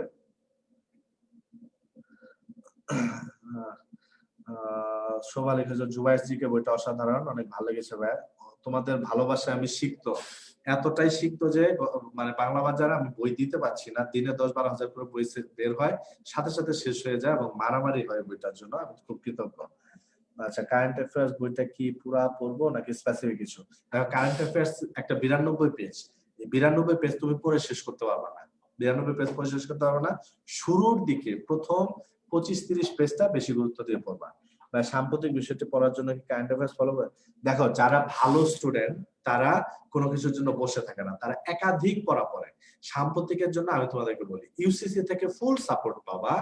আমার বের হবে সাম্প্রতিক ক্যাপসুল, শাহিন স্যারের সাম্প্রতিক বের হয়, মিহির স্যারের বের হয় সাম্প্রতিক, তারপর ওই যে আমাদের আলাল স্যারের সাম্প্রতিক বের হয়। যারা ভালো স্টুডেন্ট তারা সব নেয়, এক একটা এক এক উপস্থাপনা, কিন্তু একই তথ্য সব নেয়। তো এগুলো তোমরা নিতে পারো, ইউসিসি থেকে পাবা, ফাইনালি হাইলাইট দেওয়া ইউসিসি থেকে, সেটা পাবা। তো সাম্প্রতিক নিয়ে কোত্থেকে পড়বা এটা টেনশন না, প্রচুর বিষয় তোমার হাতে পড়বো চলে আসবে, কিন্তু তুমি কতটা পড়বা, পড়তে পারবা, এটা হচ্ছে প্রশ্ন। আচ্ছা, মারিয়া জান্নাত মিষ্টি লেগেছে নতুন রুটিন কবে পাবো ভাইয়া? নতুন রুটিন পাবা খুব শীঘ্রই, ইউসিসি থেকে দিয়ে দেওয়া হবে। রিটেন নিয়ে কিছু বলেন না। ও, রিটেন নিয়ে বিষয়টা হচ্ছে গত বছরের প্রশ্নটা একটা অ্যানালাইসিস করো। বিউনিটা প্রশ্ন ছিল 10টা সেন্সেসে ফেসবুক এবং আমাদের সমাজ নিয়ে লেখো। এখন এগুলো কিন্তু কমন পাওয়ার বিষয় না, সমসাময়িক বিষয়ের ধারণা থাকলে, তথ্য তোমার মধ্যে তথ্য থাকলে আর লেখার গুণটা যদি ভালো থাকে, তাহলে তুমি চমৎকার ভাবে লিখতে পারবা। এরপর প্রশ্নটা ছিল হচ্ছে ক্রিকেট নিয়ে, যেটা ছিল 5টি বাক্যে কি যেন প্রশ্নটা ছিল হচ্ছে 5টি বাক্যে ক্রিকেট বিশ্বে বাংলাদেশ এই বিষয়ে অভিমত জানাও। তো এটাও কিন্তু তোমার রিটেনের লেখার গুণটা থাকতে হবে, তথ্যগুলি মাথায় জানা থাকতে হবে। আর পড়তে গিয়ে আমাদের তথ্য মাথায় প্রচুর আসবে, তুমি প্র্যাকটিস করে করে করতে পারো কিনা দেখো, যে ভালো লেখা, শুদ্ধ লেখার একটা চর্চা করে অবস্থানে আসতে পারো কিনা, এটা তোমার রিটেনে খুব কাজে দেবে। এইবার কি গুচ্ছতে এক্সাম হবে? কিছু বিশ্ববিদ্যালয় গুচ্ছ নিতে পারে, তবে ঢাকা বিশ্ববিদ্যালয় সহ মেইন স্ট্রিমের যে ইউনিভার্সিটি গুলি আছে তারা গুচ্ছ নিবে না। শীতগুলি কবে এসএসসি এগুলো দিয়ে দেওয়া হবে শীতগুলি। এইবার কি গুচ্ছ দেবে? ওকে ফাইন, তাহলে তোমাদের সাথে আসলে সময় কাটাতে হবে, তোমরা অনেক রেসপন্স করেছো। আমি একটা কথা বলেছি, যারা কষ্ট করবে পরিশ্রম করবে নিশ্চয়ই তারা রেজাল্ট পাবে। তোমরা যেহেতু কষ্ট করছো পরিশ্রম করছো, ইনশাআল্লাহ তোমরা রেজাল্ট ভালো পাবা এই আশা করছি। এই আশা করে আজকের মতো ক্লাস শেষ করছি।